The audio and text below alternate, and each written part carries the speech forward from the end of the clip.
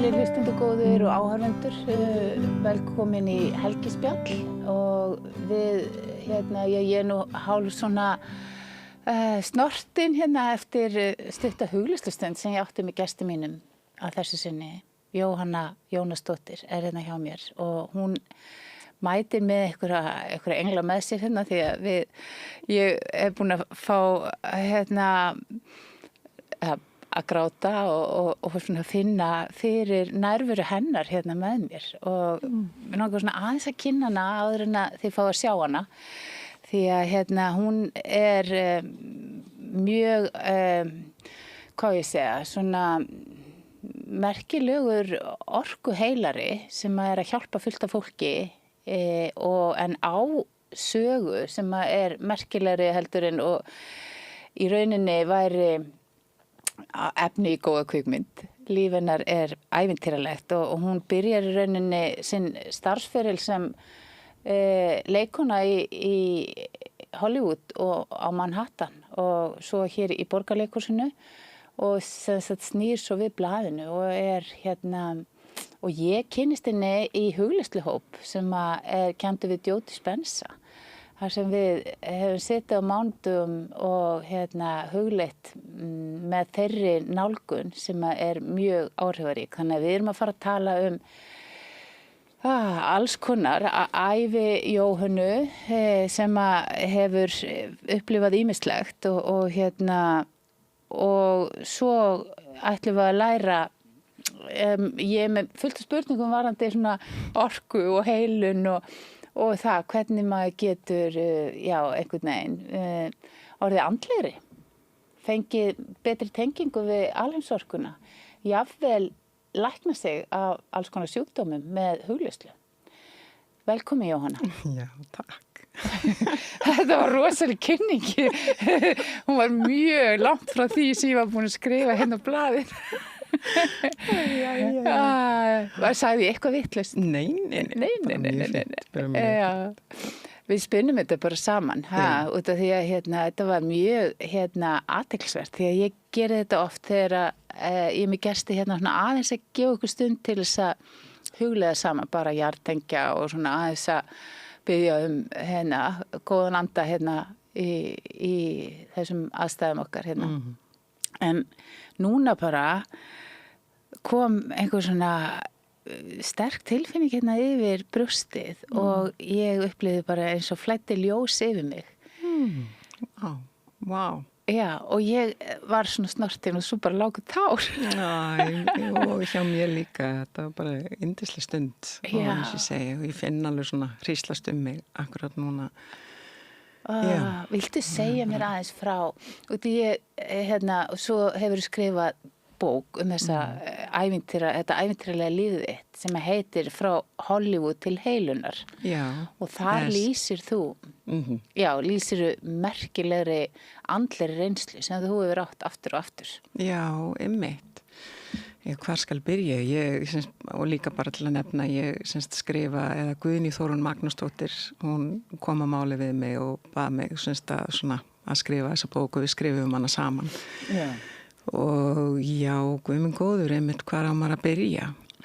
Þú veist. Má ég byrja á því að spyrja þig út í svona þessa stórkostlegu andlegu reynslu út af því að ég man eftir í bókinni segir frá því að þegar þú uppgötvar þessa veljaðan innra með þér. Hvernig gerist það að þú ratar inn á þessa braut út í að þetta er ekkert sjálfgefið þarna á 8. og 9. áratugnum að fólk sé að nota hugleiðslu svona markvisst. Akkurat. Nei, þetta var hvað á maður að segja, ég byrjaði að læra hugleiða, ég var að vinna í Borgarleikhúsinu, held ég 95 og var algjörlega úrvinda eftir veturinn og mér fannst ég bara þurfa einhverja svona jartengingu og einhverja lendingu eftir veturinn og mér fannst oft svona þegar maður í leikhúsinu, maður í svona tilbúnum heim, þú veist, þannig að svona verður svolítið sérstakt að vera þar alveg heilan vetur, þú veist, í svona einhverjum svona tilbúnum heimum og þar sem maður að leika einhverja aðra en sjálfa sig, þú veist, mér fannst ég þurfa að koma heim til mín. Finnst þér eins og þessi heimur Borgarleikhússins þá, eða leikhússins sé þá, þú getur ekki verið alveg þú sjálf eða sönn eða...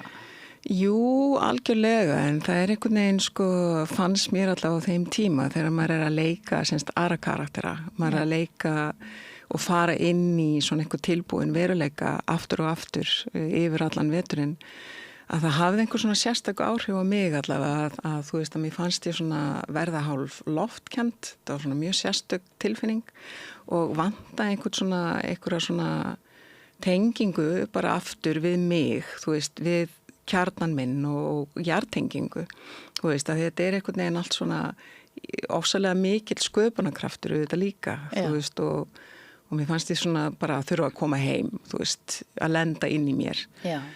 Og þú veist aðeins að svona aftengja mig, það er svona held ég að þú veist þetta frí yfir sumarið fyrir leikara og leikhúsið er ofsalega mikilvægt, þú veist bara til að náttúrulega endurhlaða batteríin og einhvern veginn svona safna sér saman, þú veist eftir þessa vegferð vetursinn sko. En allavega þarna var ég algjörlega svona búin á því bara og mér datt í hug eða sá auglýst námskeið hjá Sri Chinmoy.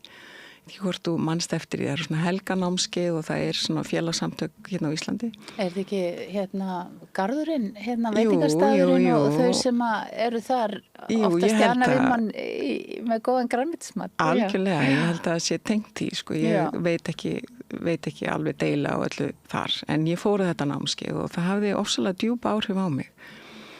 En ég fann mig ekki í því að halda áfram þar, sem sagt það var svona boðið upp á reglulegar hugleiðslur, en ég fann einhvern neista og ég tók þann neista og fór að búa til sjálf. Ég bara bjóð til, sem sagt, aðstöðu fyrir sjálfa mig, ég setti enju og fóninn og ég setti punkt á vegg og svo bara eyddi ég á hverju morgni, þú veist, hálftíma í að horfa á þennan punkt. Og bara einbetað, kyrra hugan, vera með þessari tónlist og fór að upplifa og svo bara fannst mér þetta hafa svo ótrúlega áhrif á mig þetta sumar að ég bara hugsa ég verð að halda þessu áfram, ég verð að hafa þetta sem akkeri og ég hélt áfram með huglega semst á hverju morgni í 20-30 mínútur og mér fannst það algjörlega lífsumbreytandi og þar fór ég svona smám saman að upplifa einhvers konar svona nýjan heim innra með mér og kom fyrir að ég var að svona ímynda mér, þú veist að ég fór til Grand Canyon þegar ég bjó í Ameríku eða fór að heimsækja Ameríku eftir ég flutti heimreyndar en fór þangað og upplifði sólarupprás þar og það var svo mögnuð upplifun og ég fór að kalla á hana inn í hugleiðsluna og stundum var ég bara í einhverju svona sælu vímu, þú veist, þannig í hugleiðsluna og ég vissi í raun og veru ekkert hvað þetta var, þú veist, og fór á annan námskeið þar og einmitt var að deila upplifunum mínum og að það ég væri, þú veist, færa að gráta og eitthvað svona, ég sagði, þú veist, ég held ég sé að verða eitthvað biluð, en hann var alveg bara nei, þetta er bara mjög, mjög gott, þú veist, bara vá, þú veist, bara ná árangri, þú veist, þannig að ég held ótrúið áfram. Svo koma þeim tímapunkti að það bara, að lífið bara hrundi, þú veist, það var algjört hrun og þessi stund sem að þú ert að vísa í, hún átti sér stað eftir semst að ég var við skildum, ég og fyrirhundi maðurinn minn, mjög svona skyndilega komið mjög óvart og bara lífið hrundi, ég var á mjög slæmum stað með sjálfa mig og með svona ákveðna átröskun sem ég hafði verið að glíma við í mörg ár. Ég hafði reynt að fara út til Bretlands til að reyna að halda áfram sem sagt svona okkar plönum, þú veist, við höfum áallega að fara út til Bretlands til London og ég reyndi að halda því til streitu og svo þegar ég var komin út að þá var mér tilkynnt að pabbi var með krabbamein og bara væri í raun og veru ekki hugað líf meir en kannski 4-5 vikur. Já, þarna verður svona umsnúningur á lífiðin.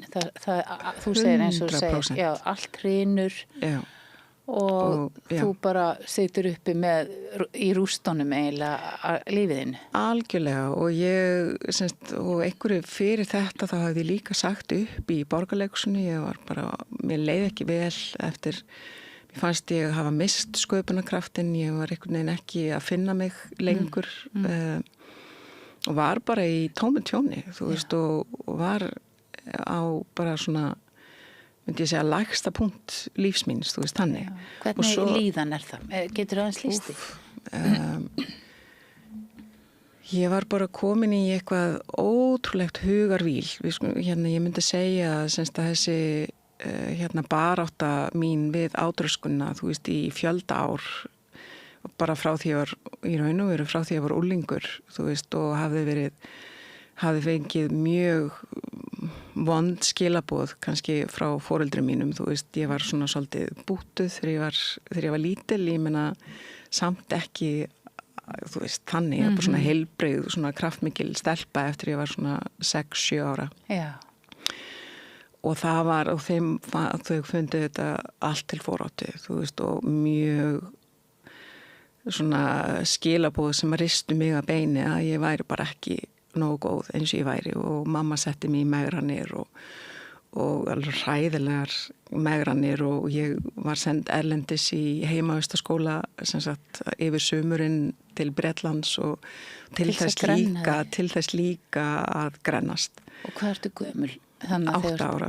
8 ára, það fer ég fyrst sem sagt ein meðreindar íslenskri stelpu. Já. Og svona meginmálað var að læra ensku, þú veist, og að læra mannasiði, að verða semst góð stelpa og að grænast. Og ég las í bókinu að þú hefur bara grátið í svefn og hverju kvöldi heilt sumar. Heilt sumar, alveg, og þetta var bara skelfilegt sumar af því að ég bara lenti í mjög alvarlegu einelti þarna úti og þetta var bara, þú veist, niðurbróti barn þannig sem kom heim en kunni ofsalega góða mannasiði og talaði ensku hispuslaust og eins og innfætt og skemmt öllum, þú veist, með því en var einhvern veginn, og ensamt, þú veist, voru mikil vonbrigði, þú veist, einhvern veginn að koma heim, þú veist, af því að mér fannst ég ekki fá þær móttökur sem ég hafði búist við og einhvern veginn þetta að ég náði þessum árangri að verða grönn, þú veist, það var einhvern veginn aðalmálið. Hvernig upplifið þú þessa stelpun núna?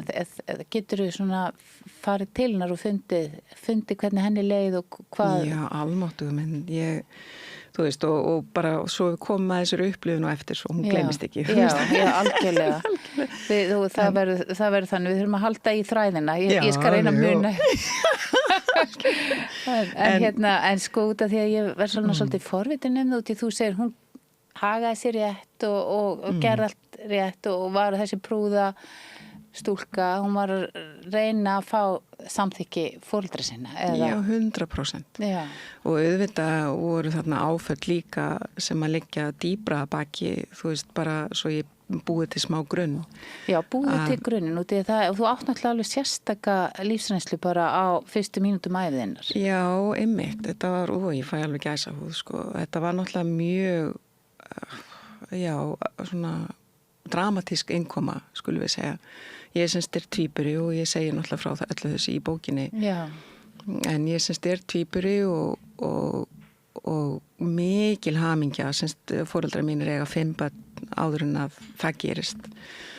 Og ég kem þetta 6 árum eftir, semst þá yngstu af þeim hóp. Þau eru 5 og svo eiga þau von á tvíburum. Eiga þau von á tvíburum og það var rosaleg tilhlökkun. Þú veist, hefðu byggt hús á Kirkju 4 í Hafnarfirði og það var, þau þurftu að stækka húsið, þú veist, í von á þessum tvíburum og byggðu við húsið og var alveg svona, þú veist, það var einhver alveg ótrúlega mikil upplifun fyrir þau að eiga von á tvíburum.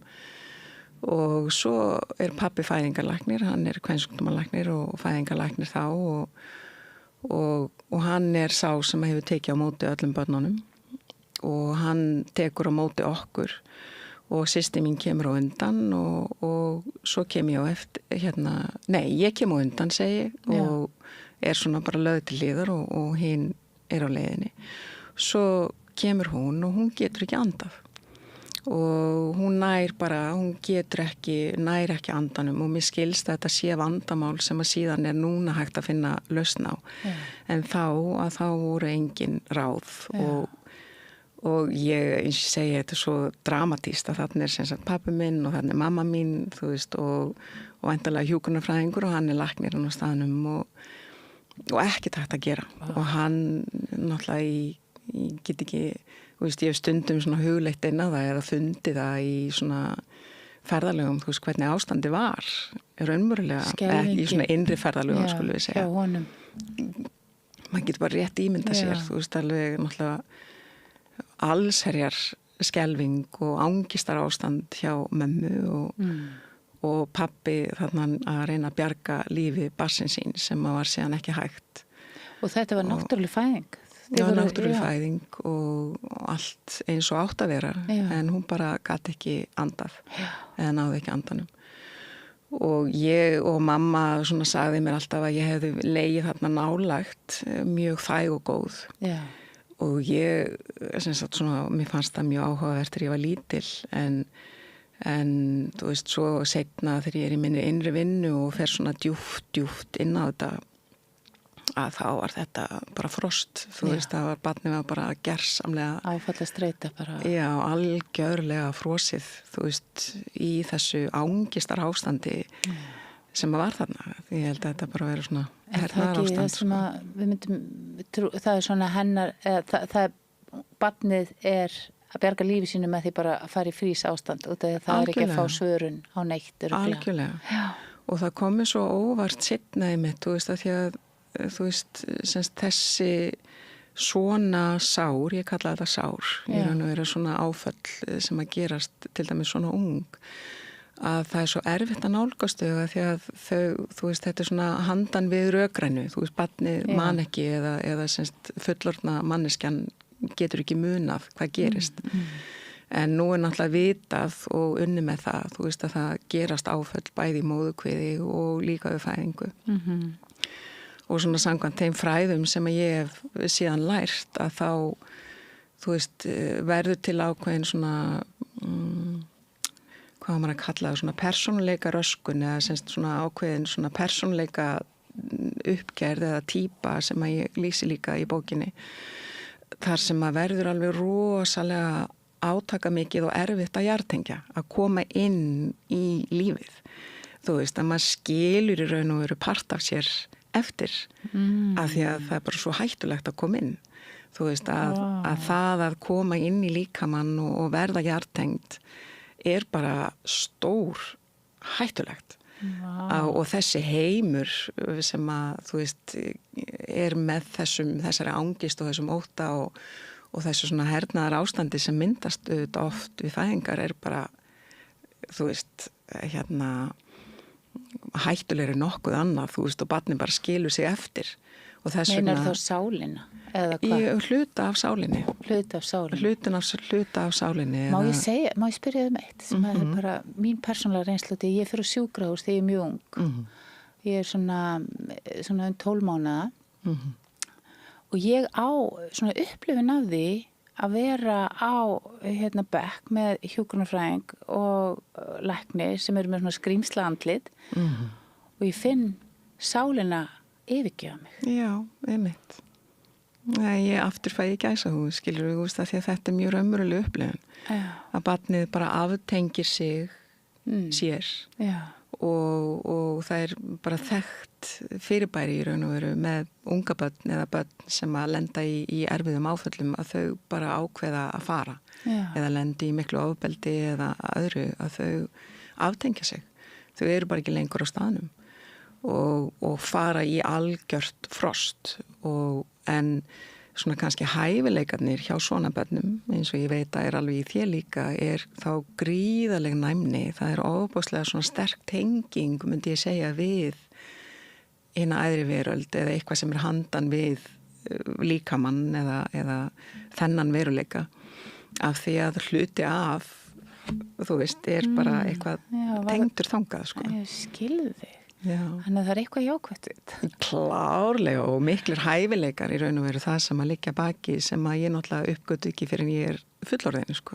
En það er líka ákveð svona ströggl við að vera þá hér í þessum líkama, í þessari jarðvist. Algjörlega.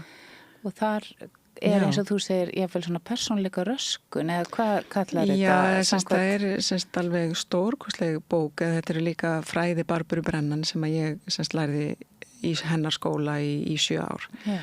Að það eru, hennar fræði eru byggð á ákveðnum fræðum sem að, þú veist, eru svona ákveðin sálfræði og það er til frábær bók sem heitir The 5 Personalities og eftir Stephen Kessler og hann lýsir þessum 5 svona persónleika típum og það mætti segja hver sem sagt svona persónleika típa er með ákveðna persónleika röskun. Þú veist, en kannski allir með einhverja persónleika röskun þá. Já, í raun og veru og eru svona ákveðna típur þá út frá ákveðnum áföllum á vissum aldri sem þau lenda í.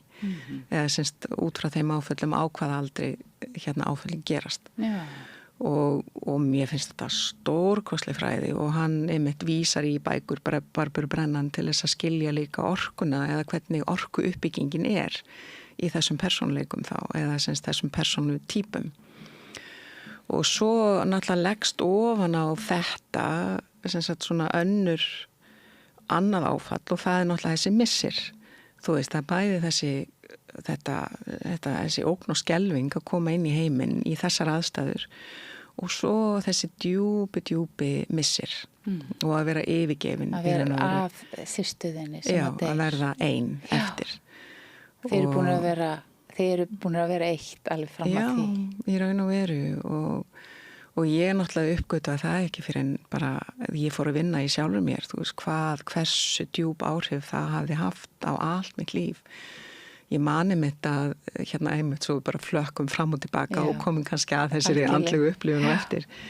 En ég man eftir einmitt og hérna þegar maðurinn minn tilkynni mér semst eða fyrirvænandi að hann vilji skilja og við skiljum sem sagt endum þar að ég skildi ekki, þú veist ég var alveg í fullorðins vitundinni, alveg ég skildi þetta, þú veist það var við höfðum fjarlagst, þú veist það var eitthvað klárlega sem ég hafði líka fundið en ég var bara svo trygg og trú að ég einhvern veginn bara afneitaði því en sársökin sem að rifnaði upp, þú veist þetta var bara þú veist, ég skildi ekki þessa ofboðslega djúpu sorg og sársöka sem að, þú veist, bara var eins og rifið mig á hól í raun og veru, þú veist, að missa hann frá mér, þú veist, að missa. Það er aftur, ertu að missa tenging. Algjörlega. Og þá, er það? Það var mín meining seinna. Þú búin að mynda tengingu og svo fer hún og þá Og þá rifnar í raun og veru bara upp þetta sár, finnst mér, þú veist, seinna þegar ég skil þetta. Að þetta sár við þennan missi við tvíburann minna því að auðvitað fer hann í mjög djúpa tengingu við mig, fyrirvændi maðurinn minn, voru saman í 15 ár og hérna og þegar hann fer þá bara er svona eins og að slitna eitthvað aftur og ég svona innra með mér þá held ég að hef bara verið upplifað þennan djúpa missi aftur án þess að ég hefði hugmynd hvað var að gerast sko. Já. Þannig að hugsanlega ef þið hefðu ekki skilið þá hefur hugleitt það hvað þið gerst sko, ég var velti fyrir mér þeir sem sleppa við áföllinu og geta bara einhvern veginn siglt í svona ákveðinu sátt í gegnum lífið án þess að verða fyrir svona einhvern djúpum sársöka. Sérðu fyrir þér að það hefði verið möguleiki fyrir þig að halda þannig áfram? Nei, þú sér það ekki sem möguleika? Nei, ég bara, þú veist, ég get ekki lýst í, þú veist, hversu þakklátt ég er í dag, þú veist, fyrir allt það sem gerðist og alla þessa umbreytingu og bara þetta svo ótrúlegt ævintýri í raun og veru sem að, þú veist, einhvern veginn, maður fær að upplifa bara í þessu andlega ferðalagi og þessari innri vegferð, skulum við segja, þú veist að ég get bara ekki ímynda mér að hefði geta orðið nokkurn veginn öðruvísi að hafa farað mis við allt þetta en á þeim tíma var þetta náttúrulega bara þú veist, ræðilegt, þú veist, það var bara... Getur þú borið saman þessar 2 konur sem að Ég upplifði þetta stundum, þú veist, þessa fortíð. Ég upplifði þetta stundum bara sem fyrra líf. Þetta mjög svona sérstök tilfinning, þú veist, að því að þetta svo mikil umbreyting sem að ég fer síðan í gegnum að mér, að mínu áliti eða mér finnst, ég upplifi. Og og náttúrulega vinn einhvern veginn mjög djúpt í öllu því sem að kemur fyrir og ennþá að, þú veist, maður heldur maður hætt aldrei. En ég upplifi þetta eins og fyrra líf. Það mjög sérstakt, sko, að því að ég bara einhver allt önnur manneskja en samt þetta með alla þá eiginleika sem voru þá, en bara einhverju svo... En varst að fara mis við þá einhvern veginn að upplifa lífið áður? Eða hvað það sem að breytist? Mér finnst það, sko, en auðvitað, sko, ok, svo förum við aftur inn að þessa sem var 6 og 7 og fekk öllu þessu vondu skilaboð og var í mikill angist enn og aftur, þú veist, allt var fullkomið og það var allt mjög svona slett og fellt og fullkomið heima og allt mjög fallegt og gott út á við og það var margt alveg dásamlegt og ótrúlega fallegt við fjölskyldu mína. Þetta var náttúrulega bara einstakt fólk. Pabbi var stórkostlegur læknir og ábúslega velmetinn og föðufólki mitt ábúslega mikið svona hjartafólk og bara ábúslega gott fólk og svo voru bara þessi svona vandræði og þessi erfiðu skilaboð. Þú veist, mamma elst upp kannski við mikinn. Það er allt mjög strangt í kringum hana og þessi svona útlitsímynd sem að einhvern veginn þau verða bæði mjög upptekin af. Yeah. Og allt þetta, svona allt að vera mjög fullkomið út af við. Yeah. Og halda ímyndinni, aldrei að gefa neitt sem sagt, til kynna sem að gæti rýrt á ímynd. Akkurat. Og að við þurftum...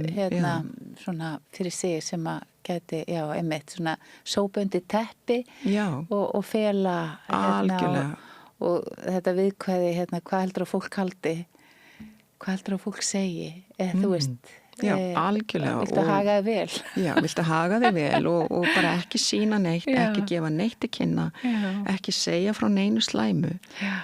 Og mamma, hún hafði reyndar þann góða eiginleika og hún bara forbað allt illt umtal á heimilinu aðra. Hún vildi ekki að það yrði tala ill aðra því að henni fannst hún alveg skynja að það hefði neikvæð áhrif í garða annara. Já. En það fylgdi þessu samt þó, þú veist, þessi ofsalega bæling á tilfinningum. Já. Og einhverju óþægilegu, þú veist, það mátti aldrei vera neitt óþægilegt. Já. Og óþægilegar tilfinningar, þú veist, einmitt, ég meina, það var ekki einu sinni, þú veist, jarðaför, almenn jarðaför fyrir systur mína, þú veist, það var bara þögn, eða semst í Kyrþey í kapellu og það var komið heim og systkini mínum í raun og veru, allavega sem að systur mínur hafa deilt með mér að það var bara ekkert sagt, það var ekkert talað þetta. Kom bara 1 barn í staðin fyrir 2. Kom bara 1 barn í staðin fyrir 2 og bara við höldum bara áfram eins og ekkert hafi ískorist. Og það er náttúrulega bara næringri átt, þú veist, við vitum það í dag. Og svo eignast mamma barn aftur eftir 6 ár og sem að ég held að svona hafi átt að hjálpa henni að komast yfir þetta áfall en svo bara endar hún í miklu vandræði með sjálfa sig, sko.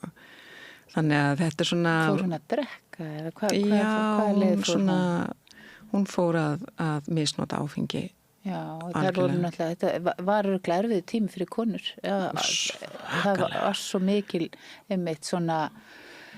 Það þurfti að vera svo sætar fínar og máttu ekki hafa tilfinningar og svo var þau bara að gefa dísipam og eitthvað til þess að líða vel og þola aðstæðu sínar. Já, og við vorum einmitt að tala það, ég og maðurinn minn í gær, þú veist að það var bara veitt valium, þú veist, eins og ekkert væri þetta og maðurinn minn var einmitt að segja, þú veist að það var kallar Little Mother's Helper. Já, það er alveg heil fræðigrein þetta.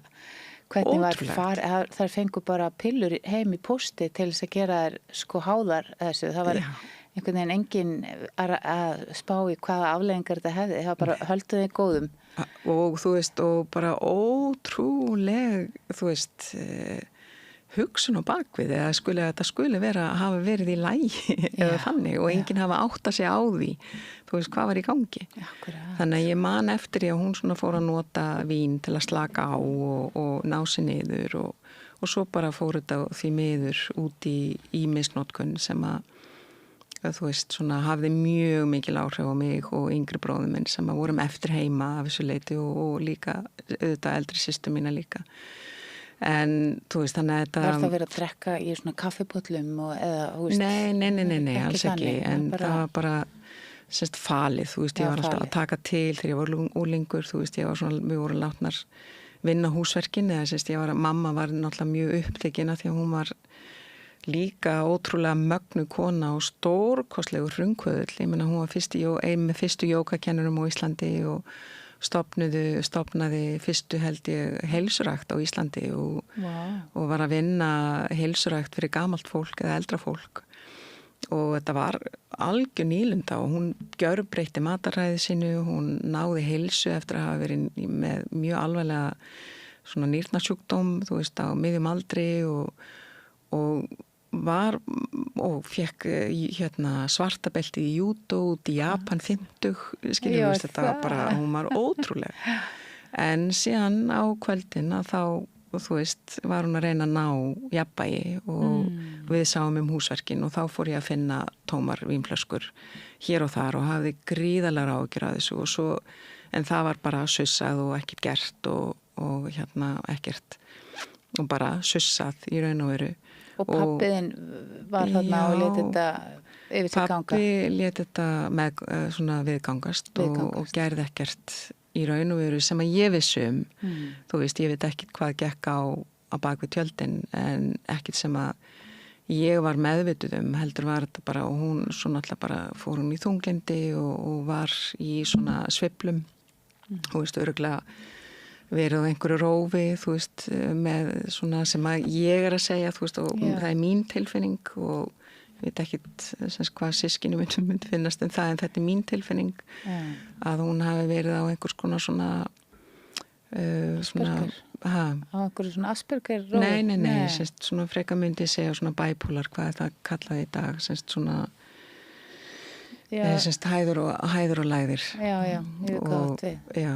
Og sveiflur. Já, og svona geðhvarfasýki eða þannig að bipolar eins og var kallað einu sinni. Og það var náttúrulega óbúslega erfitt og svo bara fór að koma gríðarleg skapköst og svona ákveðin aggresjón sem að, þú veist, reyndist mjög erfið. Þannig að úlingsárin voru svona í minningu bara algjört helvíti. Þú veist, algjört helvíti, þú veist, sem að ég þráði að komast í burtu frá, sko. Var hún þá sem sagt svona reið við þig og stjórnsöm? Já, og óbóðslega stjórnsöm, gríðaleg svona, rosaleg stjórn á öllu og Má ég svona spyrja út í ógnarstjórnum, sko. Ógnarstjórn. Hver var ógnin? Þú veist, ógnin fyrir mig var í kjölinn, myndi ég segja, út frá þessum sárum frá djúpri fortíð, þú veist, að missa ástina, að missa hennar velvild, að missa hennar tengingu við mig, þú veist, að hún yrði mér fráhverf og ég skildi það seinna að það var bara mesta skelfing lífsmíns var svo tilhugsun að missa hana í burtu frá mér eða hún myndi hætta að elska mig eða að ég yrði ekki nógu verðug eða nógu góð til þess að vera elskuð, bara eins og ég væri.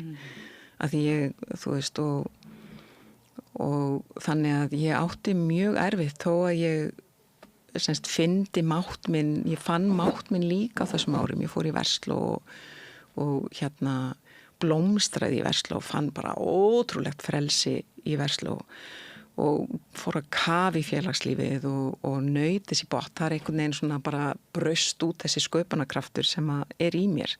Þessi eldur í raun og veru sem að blundaði þannig líka og ég fór svona aðeins að reyna að standa upp í hárin á henni og sem að varðað oft að heftalegum rifreldum, sko, það sem að ég var að reyna að standa með sjálfur mér en en alltaf að þá búkkaði ég og leti minni pókan og fór inn til mín og náttúrulega bara grét og var niðurbrotin, þú veist, og undirlát í raun og veru, eða sem það var lét undan þessari stjórn, að ég held að ógnin hafi verið að missa hana frá mér, eða missa þessa velvild, missa ástina. Þannig að þú upplifir að þetta var svona skilyrtt ást. Já, ég upplifði það auðvitað, þú veist, að því ég bara ég upplifði mig aldrei nógu góða eins og ég var. Já. Þú veist, ég var alltaf einhvern veginn að þurfa að reyna að breyta mér, að breyta líkama mínum, að breyta því hver ég var og ég náði því svona með því að vera ofurdugleg, þú veist, var alveg fyrirmyndanemandi og stóð mig ótrúlega vel í öllu og fekk velvild fyrir það og þá náttúrulega gengst maður upp í því. Já. En þetta djúpa sár sem undir, sem er þessi rosalegi skortur. Þú veist, að því að hún auðvitað líka séðan þegar ég að bara í frumbensku og þá hún náttúrulega bara í ótrúlega djúpu sorgaferli. Já. Og ég skil það mjög vel, þú veist, það er ekki það að ég skilja hann ekki. Hún var örgulega að gera sitt besta, sko, með það sem að... og ég virkilega náði sátt við það seinna. Já, þú náði sátt við það seinna. Algjörlega. Já. Meðan hún lifði. Já, ég gerði það meðan hún lifði. Við áttum í raun og veru alveg ótrúlega svona dýrmætt samband undir lokin og hennar ævi. Þú veist, það sem að ég var í þessu ástandi af bara það sem að ég var í mínu tímabili af örmögnun og kulnun og það einhvern veginn þróaðist þannig að ég fór að hjálpa henni og vinna fyrir hana og þá svona náðu við að kynnast upp á nýtt og ég náðu þessari sátt gagnvart henni.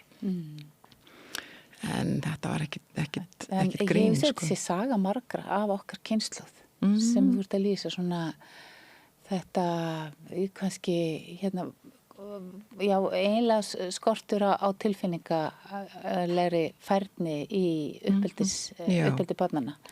Út af því að það var ekki, þau höfðu ekki heldur fengið það. Nei, nákvæmlega. Það verið svona ég er svolítið áhuga á þessu, hvernig þetta er að þróast allavega, við erum að taka þátt í merkilegu þróunarferli mannsins. 100% og kynnslóð, þetta er kynnslóð. Þú veist, ég hugsa þetta svolítið þannig. Ég hef líka unnið svolítið með það og það er svolítið líka tengt þessum fræðum, þú veist, að vinna með sársauka kynnslóðana. Þú veist, eða heila í raun og veru tilbaka.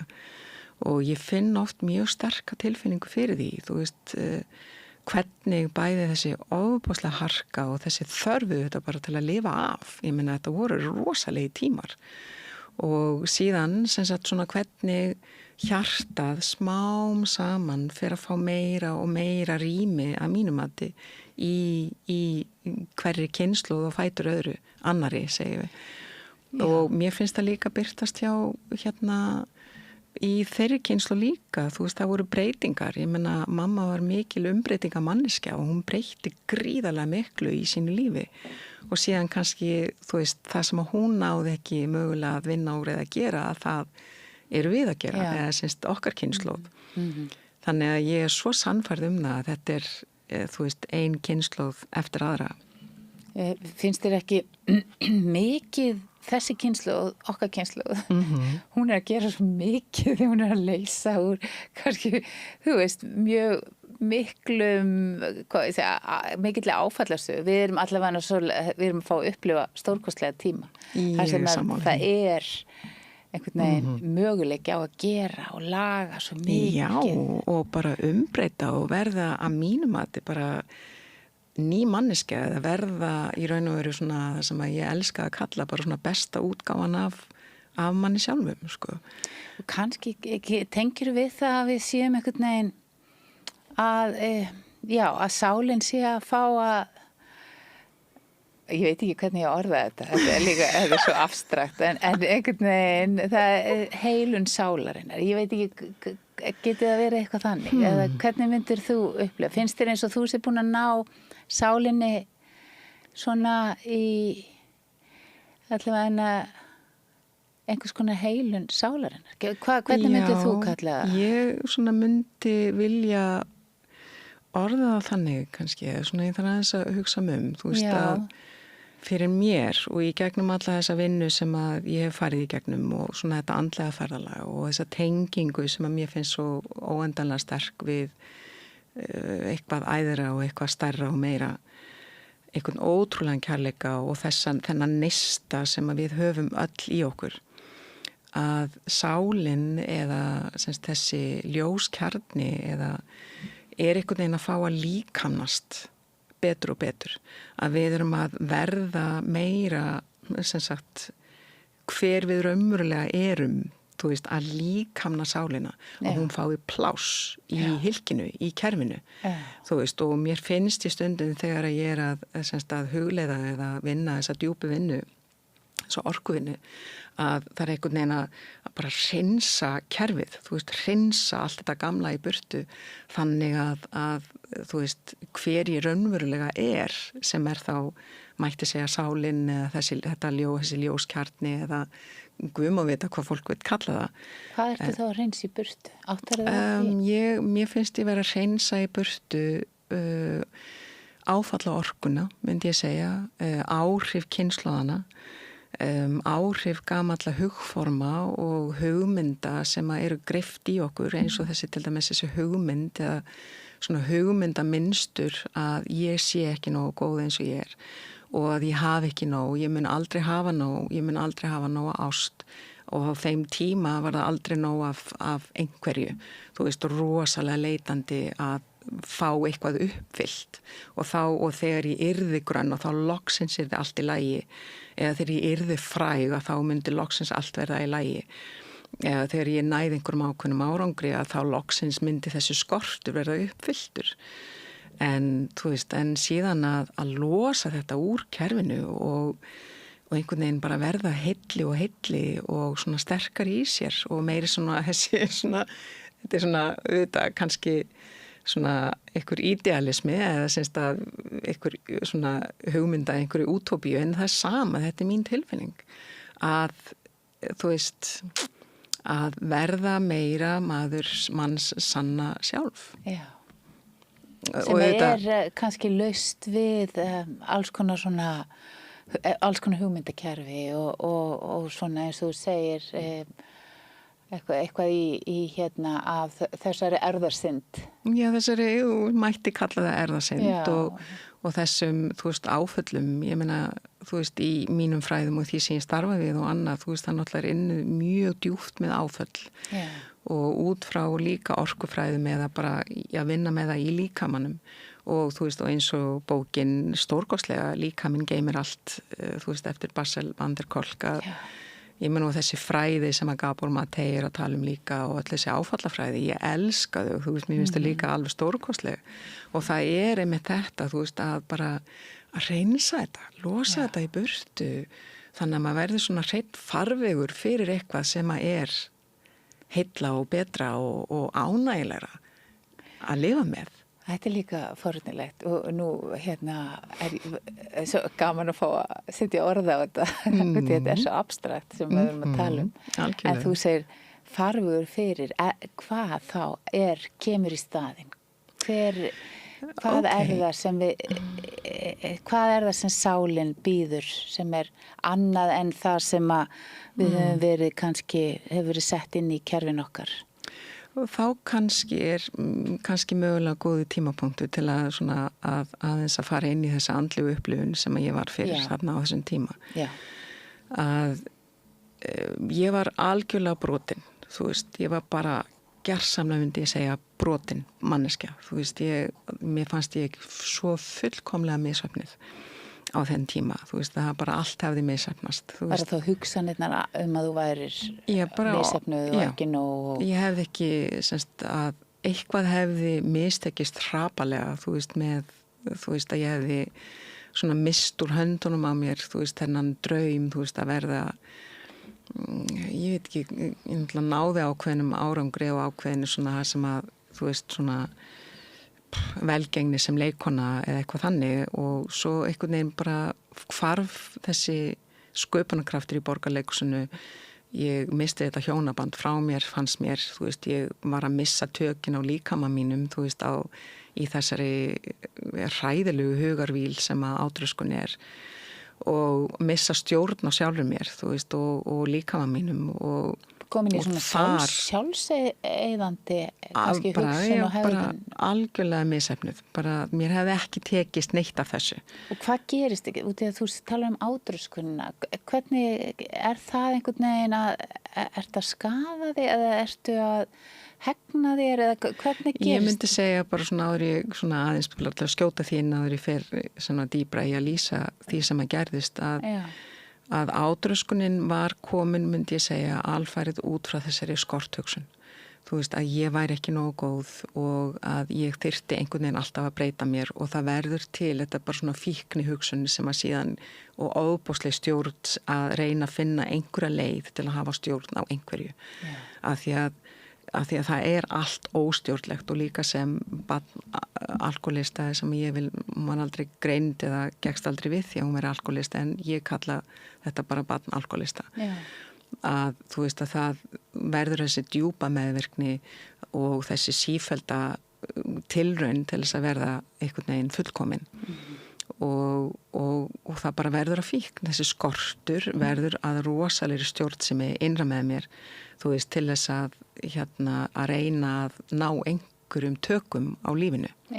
Af því að það allt í óstjórn, móðir minn í óstjórn, heimilið í óstjórn, ég í óstjórn, lífið, þú veist, að missa, þú veist, bara það engin stjórn á neinu í upplifunni og þá held ég að þetta hafi verið svona einhver desperat leið til þess að fá stjórn á einhverju og svo bara fer það út í öfgar síðan, þú veist, ofboðslegar megranir, þú veist, átköst, þú veist, það var þannig sem það byrtist hjá mér, þú veist, í átköstum. Ekki að kastu upp sem betur fer, fór sem betur fer aldrei þangað. En það voru þessar síföldu megranir, síföldu þá sem endaði í átköstum og ofboðslegri hugarvíl. Og hann að þetta var svona allsherjar niðurbrot bara, þú veist, að ég bara væri einskisvirði og bara misefnaður pappír.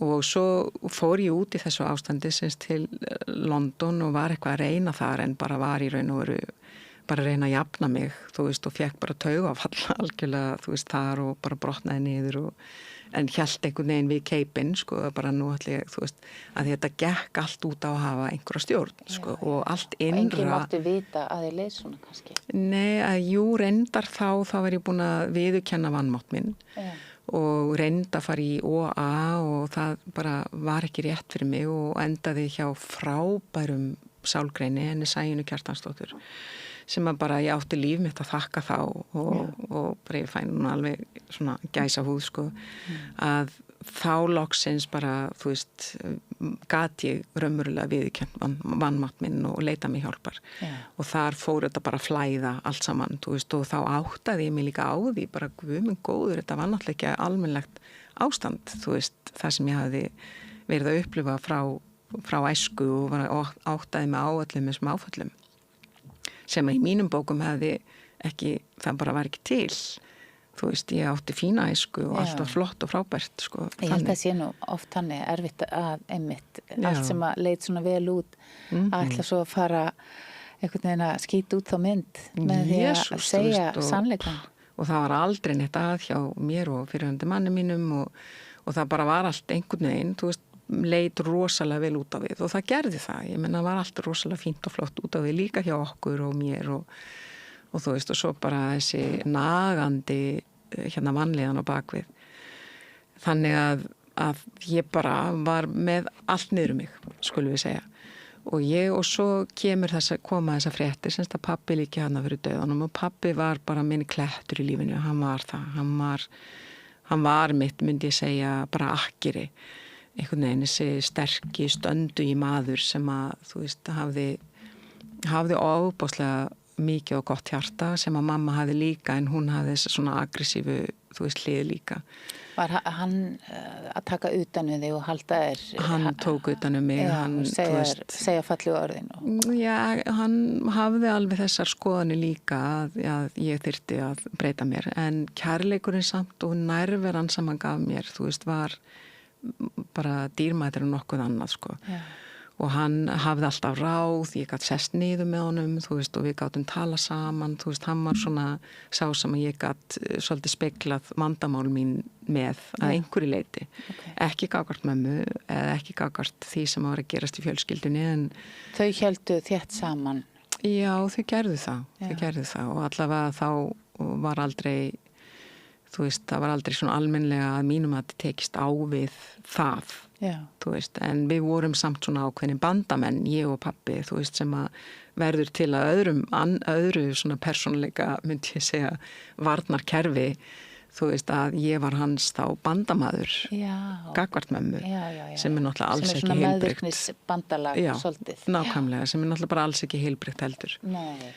En hann, sem sagt, láð þarna fyrir dauðanum og var, sem sagt, lág í stofunni heima og ég fór heim, tók það sem blessunarlega þá ákvörðun að fara heim og vera með honum. Ég bara fór í herbyggi litla bróður míns og var þar og var, eins ég segja, algjörlega niðurbrotin. En það var einhver ótrúlegur andi sem að var þarna á heimilinu á þessum tíma og það kom kona þarna sem var að hjálpa okkur og við náðum mikið, þú veist, vel saman að því að þarna var ég farin að hafa mikinn áhuga á andlegum málum og var náttúrulega hugleiða og var svona að upplifa eitthvað í gegnum það.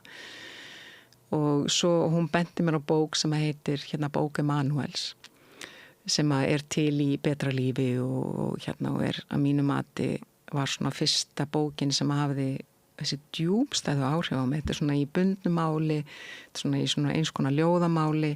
Þetta er svona hlaðið niður eða svona download eða hvað maður að kalla það svona. Hver fékk þetta channeling?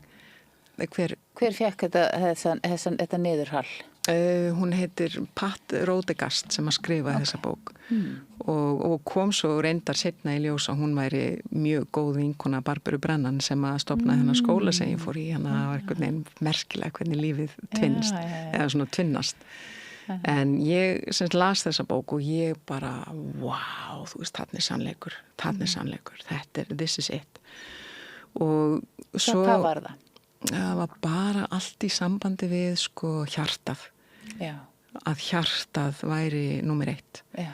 Og að öll viskan kæmi gegnum hjartað og það að hlusta á hjartað og að vera að finna fyrir þessum veruleika handan við orð í gegnum hjartað og þú veist, og að þessi veruleiki handan við orð væri raunverulegur og væri raunverulega til.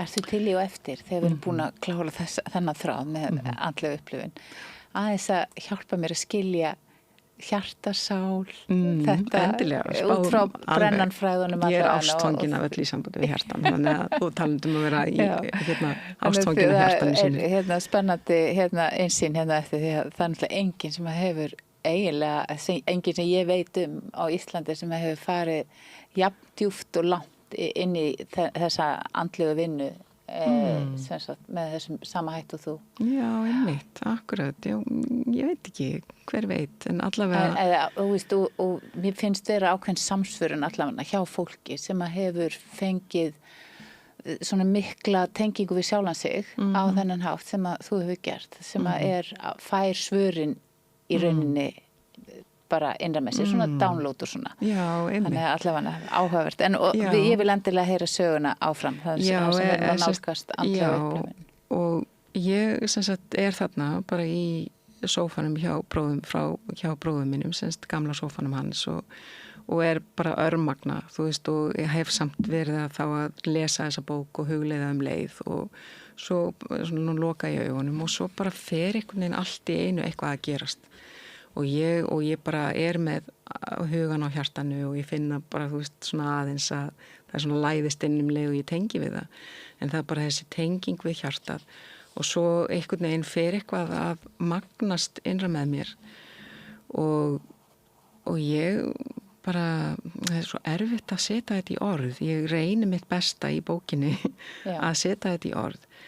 En það ég bara, fer einhvern veginn svona bara að víka út, þú veist, það einhvern veginn svona ótrúlega svona útvíkun sem að fyrir að gerast innra með mér og ég finn fyrir mér í líkamanum, ég finn í hjartanu en ég bara verð einhvern veginn semst svona risa, verð alltaf stærri og stærri og svona einhver ótrúleg útvíkun sem að eiga sér stað innan með mér. Ég myndur tengja við að ég upplifði einhvern tíma svona eins og ég væri að framkallast, eins og ég væri að fylla út í mig. Nákvæmlega, að vera framkallast, þetta svona áhugaverð líking. Já. Það var eins og að bara ég væri að fara í svona í gegnum frumurnar mína svo skapaði ég hugleyslu sem ég var að reyna að lýsa þessu líka. Já. Að ég væri einhvern veginn í svona í gegnum frumurnar, þú veist, það alltaf svona smærri og smærri einingar og ég yrði einhvern veginn bara að í raun og veru engu, þú veist, og ég bara varð allt innu að ekki neinu þó ég fyndi fyrir líkamannum og öllu því, en ég var og svo bara fór að koma inn þessi ótrúlega alveg bara, þú veist, þessi ótrúlega sæla sem ekki hægt að lýsa og hérna Akkur heldur að hvað finnur núna? Þú veist, núna bara, þú veist, svona tengi ég mig við í raun og veru þessa sælu sem að allt í kringum okkur myndi ég segja og hluti af þessari ótrúlegu orku sem að innra með okkur og allt umkring. Ég veit ekki hvað að kalla þessi guðlega vitund sem að allt í einu svona, þú veist, svona brestur í gegnum hjartað og einhvern veginn semst framkallast þar. Og ég bara fór að finna fyrir þessari orku og þessari sælu tilfinning og var svona einhvern veginn svona grát hlæja innra með mér, þetta bara eitthvað svo ótrúlegt. Og ég bara var þarna einhvern veginn og mér fannst ég vera bara eitt með öllu og vera ekki neitt. Þú veist, vera bara ekki núll, ég var allt, þú veist. En, hluta af öllu. Já. En ég var samt þetta var svo furðuleg upplifun. Og í þessari ofboðslegu sælu innra með mér, þú veist, sem að svo erfitt að lýsa í orðum eða einhvern veginn í tjáningu jafnvel. Þú veist, og það allsælu tilfinning að vera þú í þessum líkama, þú veist, í þessu ástandi. Ég veit hvað það ok. Já, akkurat, og þetta magnað og makalust og eitthvað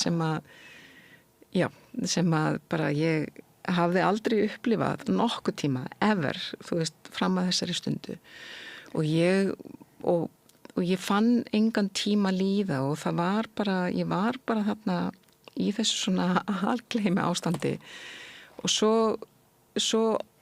þú veist, svona það var ekkert eitthvað sérstakt sem að ég sá eða gerðist en það var bara þessi tilfinning að því að vera ekkert eða vera allt samt leið og ég væri ekkert vera sem sagt hluti af einhverju mögnuðu og stórkostlegu sem engin orð fá lýst friður handan við allan skilning sæla handan við allan skilning tilfinning í hjartanu einhvern veginn handan við allan skilning og ég var bara þarna og lá og svo allt í einu svona fann ég að þetta bara einhvern veginn svona fór að réna eða fór að leysast upp eða semst að ég bara fór svona smám saman að koma tilbaka og það mjög sérstakt að svona, veist, það annað að opinbera þetta í bók eða setja þetta á blað en að svona lýsa þessu svona, maður svona fara aðeins yfir, ég aðeins að fara yfir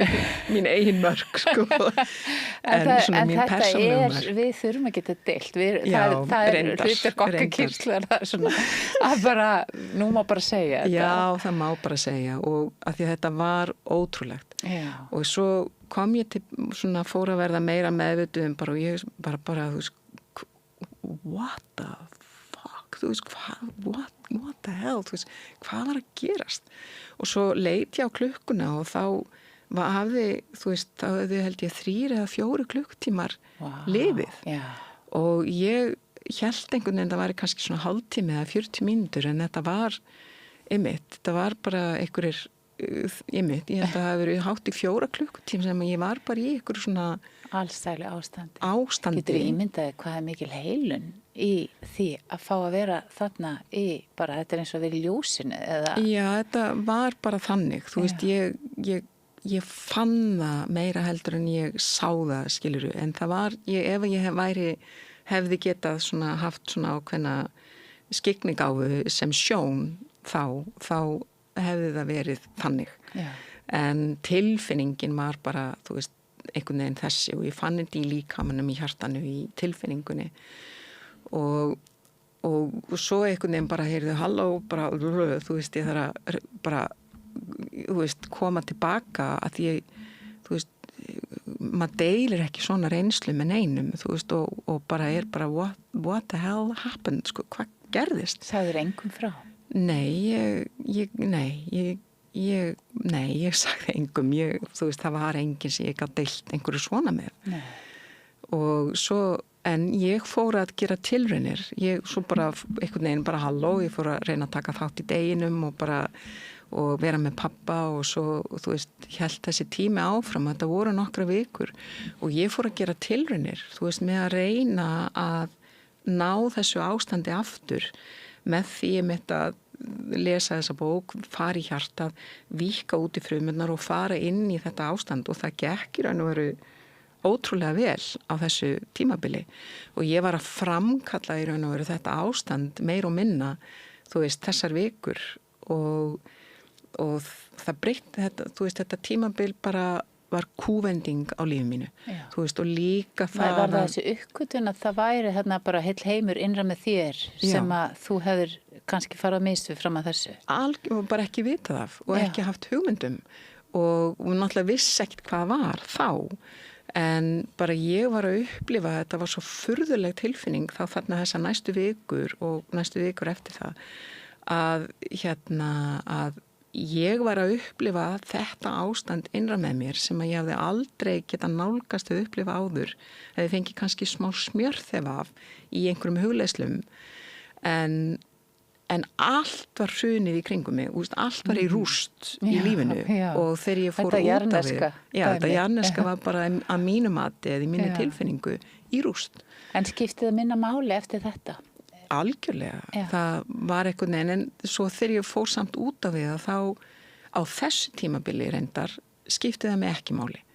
Þú veist, á þessu tímabili þegar ég var að upplifa þetta og var þarna í nærveru við dauðan með pappa og fylgdi honum síðan, semst að við fjölskyldan fylgdum honum í gegnum dauðan og þessi andakt sem var í kringum þessa, semst þessi viðskil við lífið fyrir hann og þessi tilfinning í fjölskyldunni og mín tilfinning, þú veist, það var bara svona eitthvað svona smá einhver búbla, sko. Og þá skipti ekkert utan að, þú veist, fyrir utan neinu máli þessar vikur. Mjög merkilegt ástand sem skapast. Já, hvað er pappinn gamall hann? Hann var 77 ára minni mig. Já, það er ekki svo fullorðinn. Nei, hann átti fullt eftir, fannst okkur, sko, og hefði, allavega, þú veist, var í svona fullu fjöri þannig áður en að þetta gerðist, sko. Já. En síðan svo eftir að þetta gerist að þá tók lífið við, þú veist, og raunveruleikinn fór að kikka aftur inn og ég reyndar þá upplýði það að fá æxli eða fekk æxli sem var bara uppgöt fyrir tilviljun rétt áður ég fór út aftur til London í hægri eggjastokk og það þurfti að var ekki vita hvort að það væri krabbamein eða hvað og svo sem betur fyrir var það ekki en ég fór út síðan stutt eftir það og þá bara skalla á myndi ég segja helvíti og jörð þú veist þá bara fór ég inn í minn dimmasta myrkasta skuggadal þú veist, á leiðinu út í flugvélni ég gat valla haldið aftur á tárunum, þú veist, og svo bara leið og ég kom út aftur til London, þá bara allt var ég orðin ein í einhverjum nýjum veruleika, allt bara algjörlega lost, þú veist, dýpri sorg en ég hefði getað nokkuð tíma ímyndað mér, ég myndi nokkuð tíma upplifa, þú veist, þetta var svo skelfileg tilfinning innan með mér þá. Og fór inn í... Er þetta þunglindið eða hvað heldur? Nei, það var náttúrulega bara, ég hafði upplifað svo sterkan missi þarna bara á 6 mánaða tímabili, þú veist, fyrst var það maðurinn minn og þetta djúpa sár undir að missa einhvern veginn tengslin við leiklistina sem að var mín köllun fram að því var mitt allt, þú veist, fram að því missa tengslin við líkama minn, vera með allt niður mig, þú veist, og missa svo pappa og þú veist, það bara, þetta heldist allt yfir og þá bara myndi ég segja að það hafi skollið á, já, auðvitað var það líka þunglindi, þú veist, það bara sorgarferlið með öllum sínum fösum sem þá líka, þú veist, bara deburð, þunglindi, sársauki, þú veist, reiði, afneitun, þú veist, allir þessi fasar. Og sársauki, þegar þarna þú lýsir því að pabbiðin var þessi bakkjarl í lífinu. Hann farinn og tengingin við manniðin. Þannig að þú ert kannski bara, já, ég get ímyndað mér að það sé svolítið opin kvika. Opin kvika niður í bara, ég veit ekki, þú veist, alveg niður í, þú veist, bara inn í dýfstu kvikuna í sárinu, sko. Já. Skilur þetta, út af því að, þú veist, þetta er svo sérkennilega sárt, þetta tengsla sár sem situr eftir þegar maður missir. Óbáslega djúpt og mikið sárt, þú veist, og þessi sorg í þessu sári er gríðaleg og þegar það rifnar upp og þá held ég að fólk bara viti alla hvaðan á að stendur veðri stundum, sko. Ég var að ræða við konun daginn einhvern veginn á einhvern hátt þetta, hún var að segja maður bara tekur ákvörðun að það er ekki hægt að heila þetta. Þetta er bara, við erum öll með þessa upplifun af því að vera hluti af einhverju stærra, þannig að þetta verður alltaf sem sagt svona sár einhvers staðar í kvikunni, þú veist, ótti við höfnun og finnast þetta ekki alveg, við ekki alveg nóg og fullkomin. Mér finnst það svona áhugavert að hvort að það sé út frá þessu, ef við lítum á það sem okkur sem andlega verur og hluta af þessum alheims hvað ég segja, kærleika eða alheimsorkunni eða guði eða hvað það er sem við viljum kalla það og svo erum við inn í þessum líkama og svona ekki alveg heima, ég veit það ekki. Jú, þetta er svona dýfsta aðskilnaða sár. Já, hvort það sé þá bara hluti af mannlegri tilveru. Ég veistu það, ég held það. Ég held að svona dýfst í kvikunni að þá sé það mjög raunverulegt. Þú veist að það er, og þess vegna oft kemur upp þessi til dæmis sterka tilfinning eins og jafnvel bara hérna núna áðan. Þú veist, þegar maður finnur þessa tengingu sem að ég myndi segja að væri fyrsta ástin mín í dag. Þú veist, og þegar ég huglega á mótnana þá er það mitt stefnumót við þú veist, þessa orku, þú veist, við bara hérna guðlegu vitund eða hvað sem maður má kalla það mína fyrstu ást og og þannig að það er klárlega held ég hjá mjög mörgum, þú veist, af því að þá kemur oft þessi sterki svona grátur en samt þessu undursamlega tilfinning í hjartað sem að ég held að sé bæði þessi tregi í þessum aðskilnaði en líka leið þessi ótrúlegi fögnuður að hafa fundið þetta og finna þetta aftur, svona eins og uppgötva eitthvað en tregi líka, þú veist, þessi sorg. Það er alltaf einhver tregi með þessu, það er svo merkilegt. Já. Þetta verður aldrei varanleg heldur, einhvern veginn, varanleg alsæla. Nei, og ég held að það get ekki orðið það, þú veist, í þessum veruleika, í þessari svona, já, hvað á maður að kalla þessari þrívíti, þessum svona líkamlega veruleika sem að við eigum heima í og sem við þrífumst í, þú veist, það er ákveðin aðskilnaður, þú veist, og það er, held ég það er einhver tilgangu með því, en að það er svona hvati, kannski að halda áfram og einhver sagði þegar að við erum búin að vinna úr öllum þessum pakk okkar þá er bara 7 mínútur eftir. Já, einmitt. Ég nefnilega velti þessu fyrir mér þegar þú sagðir áðan, þú veist að þú veist, er hægt að heila þetta sár eða getur maður orðið heill Sko, ég held að maður geti náð ákveðinni sátt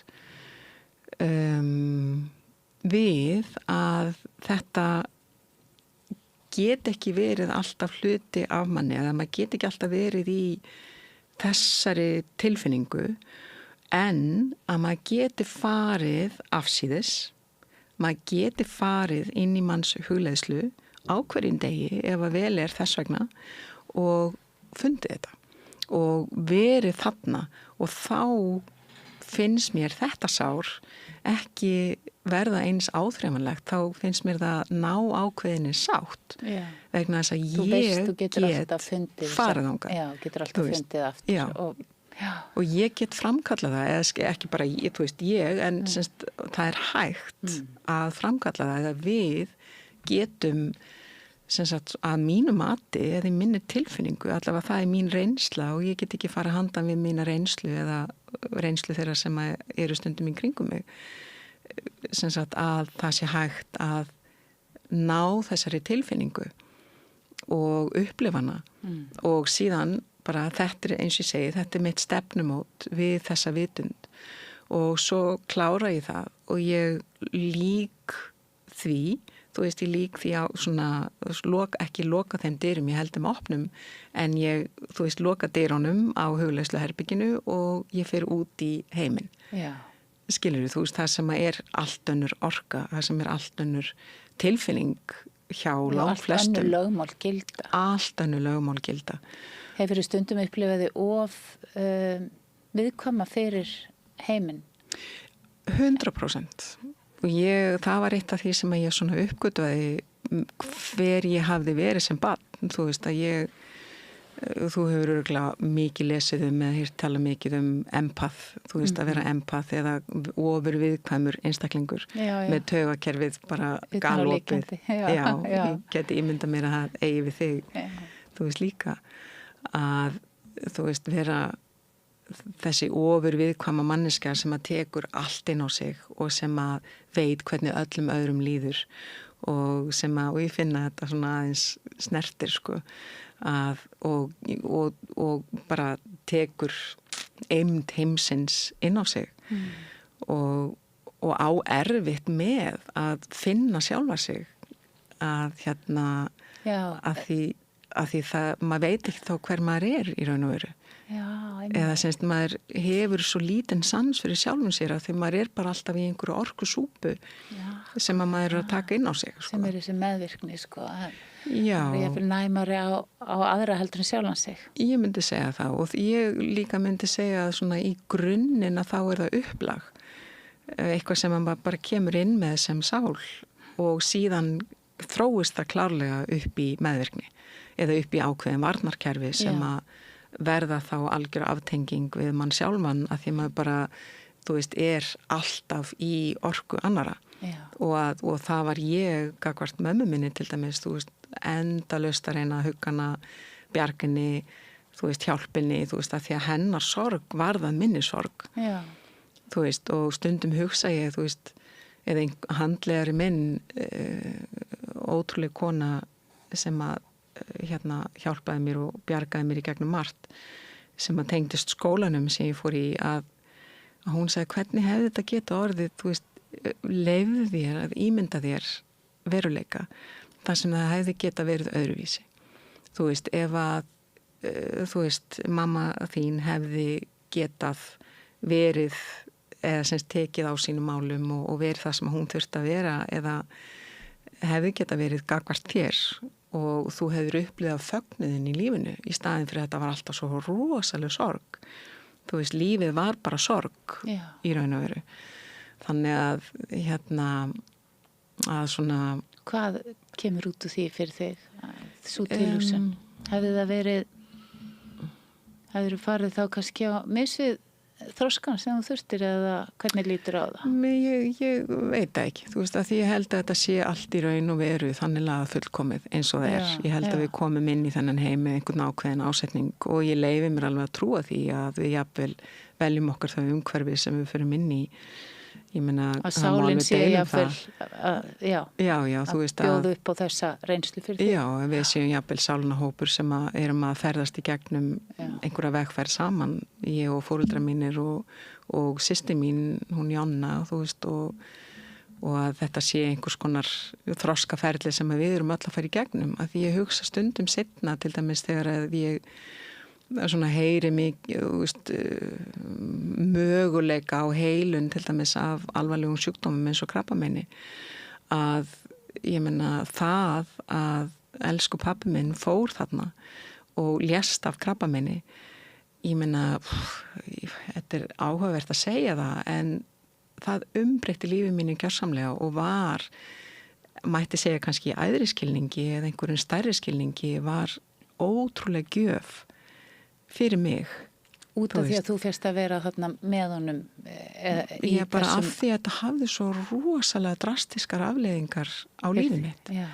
Þú veist, og að ég fekk þarna tækifæri í raun og veru til að upplifa þetta sem ég var að lýsa áðan, og ég upplifði einingu við fjölskyldina mín aftur þarna, þú veist, og upplifði, þú veist, Ísland aftur. Allt í einu vildi ég bara, allt í einu, þú veist, tengdist ég Íslandi aftur, að því ég hafði alltaf einhvern veginn verið á flótta frá Íslandi og vilja fara einhvern veginn í burtu frá þessum stað sem var svo sársaukfullur í æsku. Og allt í einu bara fór ég að elska þetta algjörlega bara umturnaði lífinu. Þú veist, og það var hans gjöf að þessu leyti. Já. Það mætti kannski hugsa að það, eða þú veist, hver veit. Hvað breytir miklu þessi afstafa að allt gerist eins og á að gerast og þetta sé einhvern veginn svona, eins og þú segir, sálnahópur sem hefur gert einhvern samning að við erum að leysa úr þessu núna í þessu lífi. Hver veit, þú veist. Allavega er þetta oft svona léttir þegar maður getur hugsað eitthvað svona, allt er eins og á að vera og Guð með plan.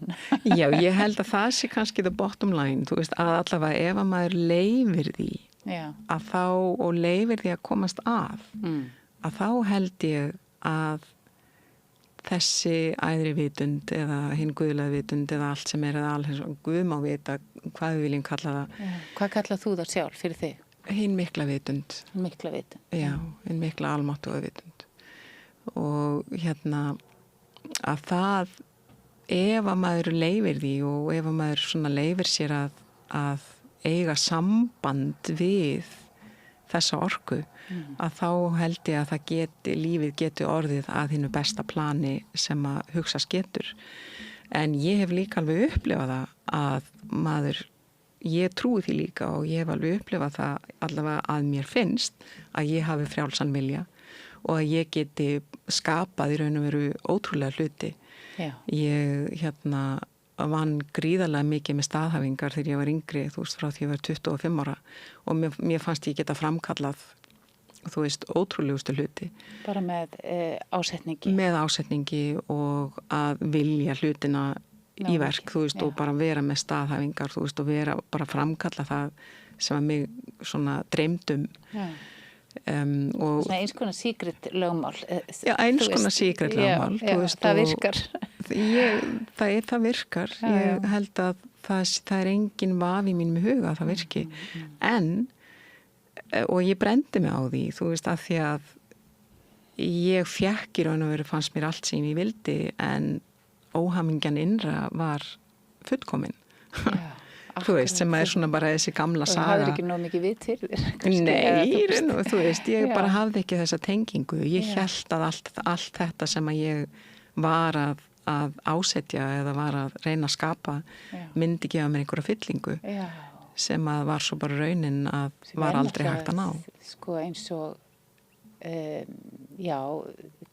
það er þannig sem menningin okkar, hún hefur kennt okkur það, að það sé í svona velgengnu ytri árangri sem að við erum að fylla út í þetta prógram sem lífið er. Algjörlega, já. En þú ert samt þarna að segja mér að þú ert komin aftur til London eftir að pabbiðinn deyr. Þarna ertu komin mjög vel áleiðis í svona þinni vegferð, andlegri vegferð, en þar Ég myndi samt að vissuleiti myndi segja hún hafi í raunin verið bara rétt verið að byrja þarna, já. Og oft held ég að þegar að kannski ég hef svona lesið mig til það líka mikið seinna og svona kynst í, þú veist, að oft eftir svona mikla opnuna þá getur fólk farið niður í dýpstu dali, þú veist, af því að þá bara skelli á, þú veist, allt það sem óuppgert og svona, og þessi veruleiki það opnast inn í eitthvað, já, opnast inn í svartholið í raun og veru mjög djúpt og sumir held ég geta orðið mjög lost, þú veist, á þeirri vegferð og þess vegna er svo ótrúlega þakklátt allar þessari þekkingu sem við búum yfir í dag, þú veist, mér finnst vera himinn og haf frá þeim tíma þarna 2000. Þetta er kringu 2000 sem að þú ert að fara inn í þetta. Og 25 ár síðan. Já, og eða 99, 2000, þú veist, og fram að þessum tíma í dag, þú veist, allt þetta fólk sem er núna að vinna, þú veist, þessa vinnu og allar þessar upplýsingar sem hafa komið fram síðan þá og allir þessi vakning eða fólk er að lýsa, þú veist, það er svo ótrúlega mikið af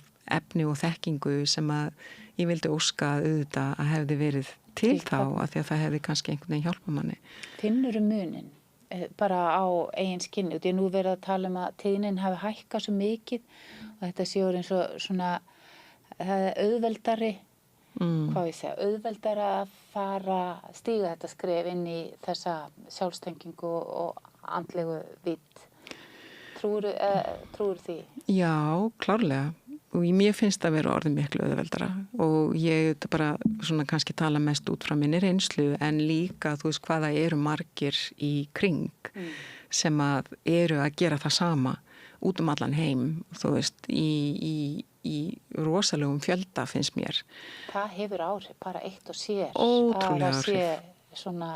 Fólk sé, það er náttúrulega búið að gera margar rannsóknir því að bara einhver hópur sem hugleiðir hefur jákvæða áhrif í bara heilu samfélagi. Og það er bara ný komin út rannsókn sem að mér finnst alveg ótrúlega merkileg. Þú veist, einmitt í kringum ég veit ekki, þú þekkir örugglega The HeartMath Institute sem að er í Bandaríkjunum sem að mér finnst alveg mögnustofnun, þú veist, talandi hjartað og það var eitthvað sem að ég fór að svona stúdera og læra svona já, fyrir svona 6-7 árum þá fór ég að verða algjörlega heilluð af því öllu í sambandi við hjarta. Og svo bara nýlega og þar af leiðandi, þú veist náttúrulega þá er ég búin með allt námið í Barbara Brennan School of Healing, búin að vera þau 7 ár, farin að kenna þar og vera með námskeið og koma inn þessi kom inn í lífið, þú veist, allt í kringu hjarta í sambandi þakklætisiðkun og svo bara hef ég orðið algjörlega heilluð af því og ég tók eftir þessari mögnuðu rannsókn sem kom út nýlega því að síðan kynnist ég þá líka Joe Dispenza og allir í kringum hann og þeir unnu þessa rannsókn saman, semst að HeartMath Institute og teimi Joe Dispenza og sem að komst að því að 2000 manns sem eru þá á svona retreat hjá honum sem eru að þau eru að veita heilunarorku inn til annara á staðnum. Þannig að það gerist þannig á þessum retreatum að það eru kannski 200-300 mann sem eru fá heilun í raun og veru, svo kallar coherence healing og það er bara í gegnum hjarta, þú ert að magna upp orkuna og þá eru 1700 manns, eða með 2000 manns á staðnum, 1700 manns að magna upp þessa mögnuðu hjartaorku og tengingu við þessa alheimsorku eða hvað það er og að veita því í gegnum hendurnar, þú veist, til þessa fólks. Og það var mælt og þeir eru búin að gefa út rannsókn þannig að það þýðir að hún hafi verið farið í gegnum margar síður og alls konar, þú veist, þetta ferli sem að vísindagreinar þurfa að fara í gegnum til þess að koma út. Það er búið að birta hana í vísindariti að þessi orka hefur áhrif á mælitæki sem eru hinum einn á hnettinum. Þú veist, og þetta eru bara, við erum að tala þá í raun og veru 2000 manns eða 1700 manns sem í þessu ástandi að veita orku til annara og ég ekki að segja neitt. Áhrif þá allan heim? Í raun og veru. Það hreyfði við þessum mælitækjum hinum megin á nettinu. Sem að mæla tíðni? Sem að mæla tíðni, þú veist, það kannski oflangt mál að fara út í það. Sko. En allavega, við vitum cirka, þú veist, tíðni það er hærri tíðni í kærleika og þakklæti heldur en ótta og gremju. Klárlega, en þetta eru semst ákveðin mælitæki sem að heita random generators á ensku. Og ef að fólk vil eitthvað skoða það frekar þá geta aðtuga það bara á netinu eða á chatinu eða hvað. En komið að því að við tölum aðeins Joe Dispenza? Af hverju ekki? Rétt áður út af því að annars vegar vorum við búin að tala um þessa hjarta orku og hvað heilunarmátturinn er magnaður. En svona rétt aðeins að ná utan í þína sögu, þá ert þú þarna út í London að í rauninni að fara að hefja alveg nýja vegferð í lífinu, er það ekki? Já, ég vissi það auðvitað ekki þá. Nei. Ég var bara í dýfstu sárum sem ég hefði getað nokkuð tíma að ímynda mér að ég yrði í og var á þeim stað þá að þú veist, ég lýsi því í bókinni, þú veist, að það var þarna einn dagur sem að ég bara, þú veist, ég hafði engan áhuga að vera hérna lengur. Þú varst að hugsa að enda? Já, eða þannig, þú veist, ég hugsaði allavega það, hvernig væri það að bara fara, þú veist, þetta var bara, það var bara, mér leiði, þú veist, þannig þá að til hvers og ég, eins og ég segi, lýsi því þessari blessuðu bók, þú veist, hvernig ég náði mér út úr því, þú veist, að því að þetta var, ég hafði aldrei upplifað álíka helvíti, þú veist. Mikil þjáning. Svo rosalega djúp þjáning og ég hugsaði bara, guð minn almáttugur, nú skil ég, þú veist, hvaða staður það sem að fólk fer á, getur farið á og ég vil náttúrulega ekki segja, allavega mér fannst ég skilja það betur. Já. Þú veist, hvað geti orðið til þess að fólk vilja enda lífsitt. Já, og ég náði mér og ég bara endaði með því að fara heim og ég bað og ég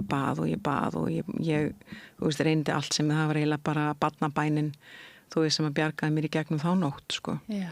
Þú veist, bara drottin blessi mig, drottin varviti mig, þú veist, og svo bæn sem amma mín kendi mér, þú veist, og faði vorið, þú veist, og svo allt í einu bara fannst mér svona brá af mér. Þú veist, að bara, þú veist, fannst mér í ná að lyfta orkunu upp einhvern veginn, þú veist, með þessari bæn í marga klukkutíma, þú veist, til að koma mér út úr þessu ástandi. Já. Þér datt aldrei í huga að fara, þú veist, bara til læknis og fá pillur eða eitthvað svona? Ég gerði það á sínum tíma eftir seinna, sko, það var bara ekkert ráðrúm þarna, þú veist, það var bara, hlutin nú var einhvern veginn að gerast svo hratt og ég bjóst ekkit við þessu, þú veist, en ég gerði það seinna og svo kona, yndisleg kona, þú veist, vildi gefa mér einhverjar pillur, þú veist, og ég bara hugsa, nei, ég get ekki, ég bara, það var eitthvað innra með mér sem sagði bara, mér finnst ég ekki vera á þeim stað sem hún að lýsa og mér finnst ég bara vera að fara í gegnum ofboðslega djúpt sorgarferli sem að ég hef trú á að ég geti farið í gegnum, þú veist, að ég fann alveg svo þessa sælu innra með mér, þú veist, sem að átti ekkert við þessi þingsli sem ég var að upplifa í daglegu lífi síðan. Það var svo undarleg svona. Það var annars vegar, varstu búin að finna þessa velíðan? Innra með mér og sem ég gat farið í, en síðan í lífinu út af við, þú veist, að þá stundum fann ég þessa svona djúpu lægðir eða bara sorgarfasa sem að ég hafði einhvern veginn á óbylandi trú að myndi brá af, ég myndi komast í gegnum. Já. Og ég reyndar segi sögu frá því líka í bókinni, þú veist að mér fannst ég hafa fengið ákveðin skilaboð áður en allt þetta gerist í gegnum, þetta er svo fáránlega furðulegt, þú veist, en það var skyggnilýsing á Tálknafirði með honum Þórhalli sem að systir mín var á og systir mín hringi til mín í ofboði, þetta er áður en við skiljum og áður en allt byrjar, að hún kemur með skilaboð, semst hringir í mig og segja, Hanna, ég er með skilaboð handa þér og ég bara, þú veist, trúði ekkert á eitthvað svona, þú veist, var í svona trúði ekki, þú veist, en bara einhver skilabóða handan að skilabóða handan og að bara Þórhallur að hlaupið og út á eftir henni, sem sagt út úr samkomuhúsinu á Tálknafirði og bara stoppa hana af og sagt bara ég verð að koma til hérna til einhverjar konu í kringum mig, ég verð að koma til hennar skilabóðum að hérna að, og þetta einhver kona sem að ég held að semst allavega samkvæmt sögunni núna eða sem eins og ég man þetta bara þú veist að þetta kona sem að hérna það einhver önnur mjög náin sál í kringum hana eins og hún hafi verið tvíburi og hún með rosa mikið hár og hún þarf að fá að vita að hún komist á hinn endan, hún komist í gegnum þetta og bara hún þarf bara að synda sjóin, hún þarf að synda yfir og hinn bakkan og hún komist í gegnum þetta. Og ég náttúrulega þá alveg bara, þú veist, bara hvað þú veist, bara meikaði engan sens, bara komast í gegnum hvað, þetta bara eitthvað bull og villsa. Já, á þeim tíma, þú heyrðir þetta, en þarna hefur ekki stuðst við þessar upplýsingar seinna að já, og það var bara, þetta hélt í mig lífinu. Vá.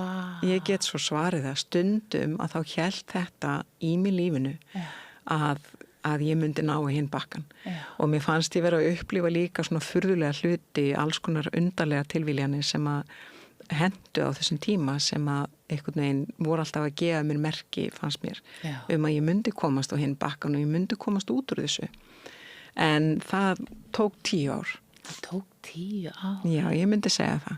Tók fyrst var það alveg svona 5 ára því að svo bara var alveg svona bara til að kannski að gera langasögu stutt að svo komist inn í annað að það bara ég sem sagt fór í fullkomið burnout.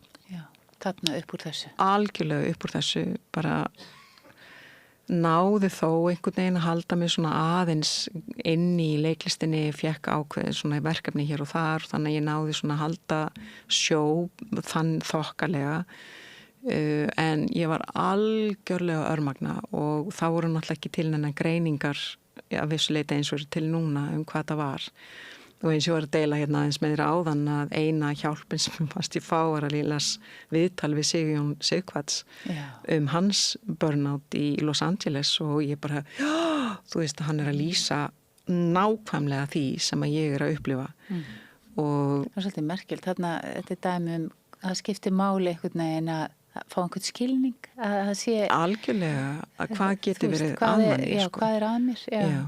En það var einhver svona innri viska sem ég fannst ég geta náð í þessum hugleiðslum og þessu ástandi að þetta yrði ok, að ég myndi komast í gegnum þetta. Ég þyrfti bara að endurhlaða batteríin, ég þyrfti tíma fyrir sjálfa mig, ég þyrfti að uppgötva sjálfa mig, læra að þekkja sjálfa mig, fara í gegnum þessa einhverja vegferð sem ég var að fara í gegnum og ég fór í sálgreiningu, var í sálgreiningu 3 ár. Líka eftir ég kom heim en bara ég gat ekki tekið þátt í lífinu, þú veist, á engan hátt og það myndi ég segja það sá fasi, það sem ég var bara ein með sjálfur mér að sækja þau námski sem ég gat, sækja sálgreiningu, reyna að halda lágmarkstekjum, þú veist, til að komast af, reyna að halda rútín í lífinu mínu, þú veist, verið svona 5 ára fasi og svo samt alveg það ekki fyrir 2009 sem að ég fer í þennan skóla sem að ég sé hann fer í, þú veist, þannig að þetta alveg í raun og veru 10 ára tímabil. Já, sem það ert í svona millibilsástandi. En eftir 5 ár að þá breyttist það rosalega mikið þegar ég fór inn í dansinn, fór að allt henni uppgötvaði dans, hafði staðhæft og óskað eftir bara einhverjum starfsvettvangi þar sem ég gæti fundið gleði og ánægju og verið bara í svona sem að gæti gefa mér einhverja lágmarkstekjur líka. Fórstu í magadans í Kramhúsinu? Nei, ég byrjaði þar og bara fekk vitrun. Já. Algjörða vitrun. Og svo bara uppgötuði dansin og fór allt inn að starfa sem danskennari og magadanskennari og bara var í þessari gleði á svo mikið gleði á svo ótrú þá allt einu svona fór lífið mitt út á við fannst mér að spegla það sem ég hafi verið að upplifa og var að upplifa innra með mér. Allt í einu fannst mér svona lífið fara að svara því ástandi sem að ég var þá orðin mjög kunnug innra með mér en hafði ekki getað einhvern veginn svona séð eða fundi fyrir út á við. En í gegnum dansin að þá var bara svona meir og minna, þú veist, bara ótrúleg gleði og ánægja og ég einhvern veginn að uppgöta þessa hlið á sjálfur mér. Þannig að þetta er áhugavert sem þú segir. Þú áttir, þetta var svona eins og aðskili frá lífinniðinu, þessi andlega vinna og svo upplifið sem varst að eiga með sjálfrið þér. Já, algjörlega. Þannig að, já, athyglisvert. Þannig að það er... Þetta var svona mitt innra líf og það ytra líf sem að var þá, sem að var í raun og veru eins og ég kom að áðan sem að mér fannst bara vera ein rúst. Og innra með mér og ytra með mér, þú veist, bara persónleikin var í rúst, egoið var bara brotið. Og svo var þessi veruleiki innra samt á sama tíma svo sterk. Þannig ertu lýsað sko sálinni og innra lífinu og svo egoinu og ytra lífinu. Þetta verður mjög skýrt. Í raun og veru var þetta... Og þá var það hugmyndin hver þú átt að vera út frá því sem er allast til, kannski heima hjá mömmu. Nákvæmlega og hvaða persónleika eða hvaða ego ég hafði byggt upp í raun og veru í þessi 30 ár og sem að bara hrundi síðan eins og spilaborg, myndi ég segja. Og á meðan þú veist, svo var svona millibilsástand, myndi ég segja. Og ég segi það líka við marga sem að að fara í gegnum eitthvað svipað, þú veist, og það eru margir, ég menna mjög margir á okkar tímum núna sem að fara í gegnum eitthvað svona svipað ferli, myndi ég segja. Já. Að hafa þolinmæði, þú veist, að því að það tekur tíma fyrir orkuna í raun og vera að setjast inn í efnið. Það er það sem að mikið af mínum fræðum gangast út á.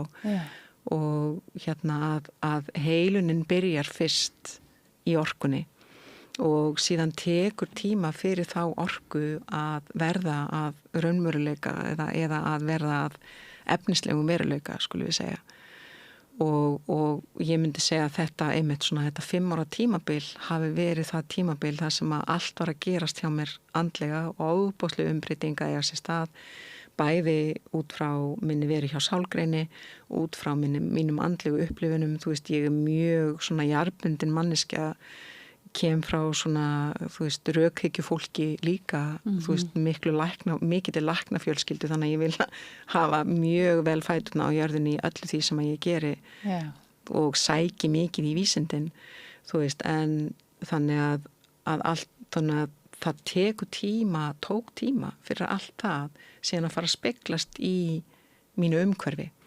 Þú veist, það voru svona ákveðin sambönd sem að líka leystust upp og ákveðni vinir sem kannski svona rénuðu eða bara einhvern veginn svona urðu að öðruvísi vinum eða sem að fjaraði út kannski og svo bara fór að komin eitthvað nýtt. Það alls er umbreyting á þér. Þess vegna nefnilega mitt segi ég áðan að þetta er ekki fjarstæðukent fyrir mér að ég lýsi þessu eins og mínu fyrra lífi eða eins og einhvers konar fyrra lífi sem að kannski kann að hljóma klent en það er samt einhvern veginn veruleiki fyrir mér að vissu leyti af því að þetta er bara, ég upplifði þetta sem allsherjar umbreytingu þó ég séu þetta Hanna og litla Hanna eða þú veist, ég er sú sem ég var en samt orðin annað en ég var eða samt orðinu öðruvísi. Meira þú sjálf, eins og kannski listir, hitt var kannski meira sem hafði verið mótuð inn í en núna sem ég hafði verið mótuð inn í sem að ég hafði búið til einmitt sem, eða hafði verið mótað sem eins konar persónleiki eða ego.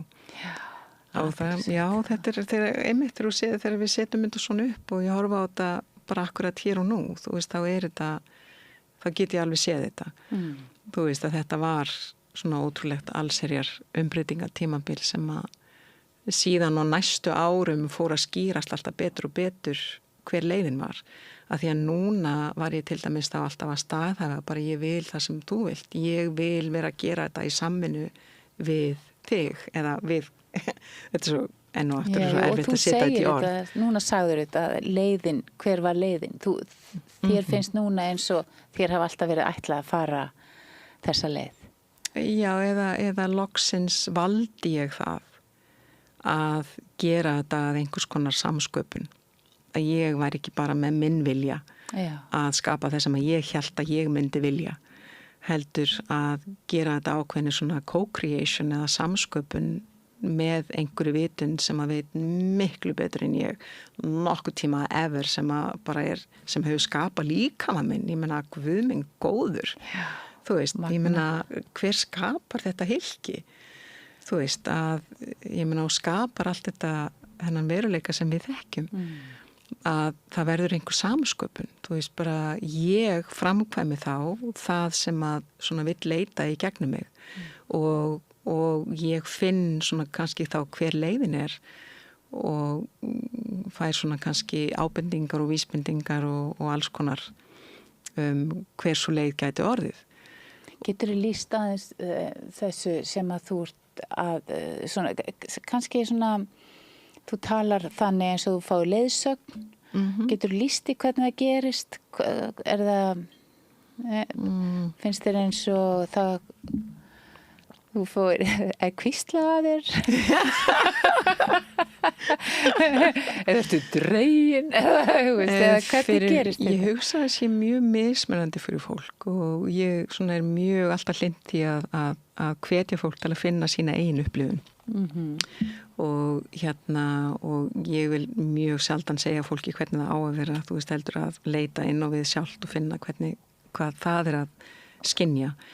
En fyrir mig að þá var það gríðarlega mikið, ég skrifaði mjög mikið á þessum tíma, ég skrifaði bækur, ég skrifaði mínar hugleiðingar og ég bað mínar bænir líka skriflega og þannig að ég var að biðja bara að sýna mér hina bestu og farsalist og heillavænlegustu leið fyrir mig sem að ég gæti kannski ekki séð sjálf og að koma með vísbendingar, koma með ofboðslega skýrar tilfinningar, koma með leiðsögn sem ég gæti ekki véfengt, sem að yrði mjög skýr.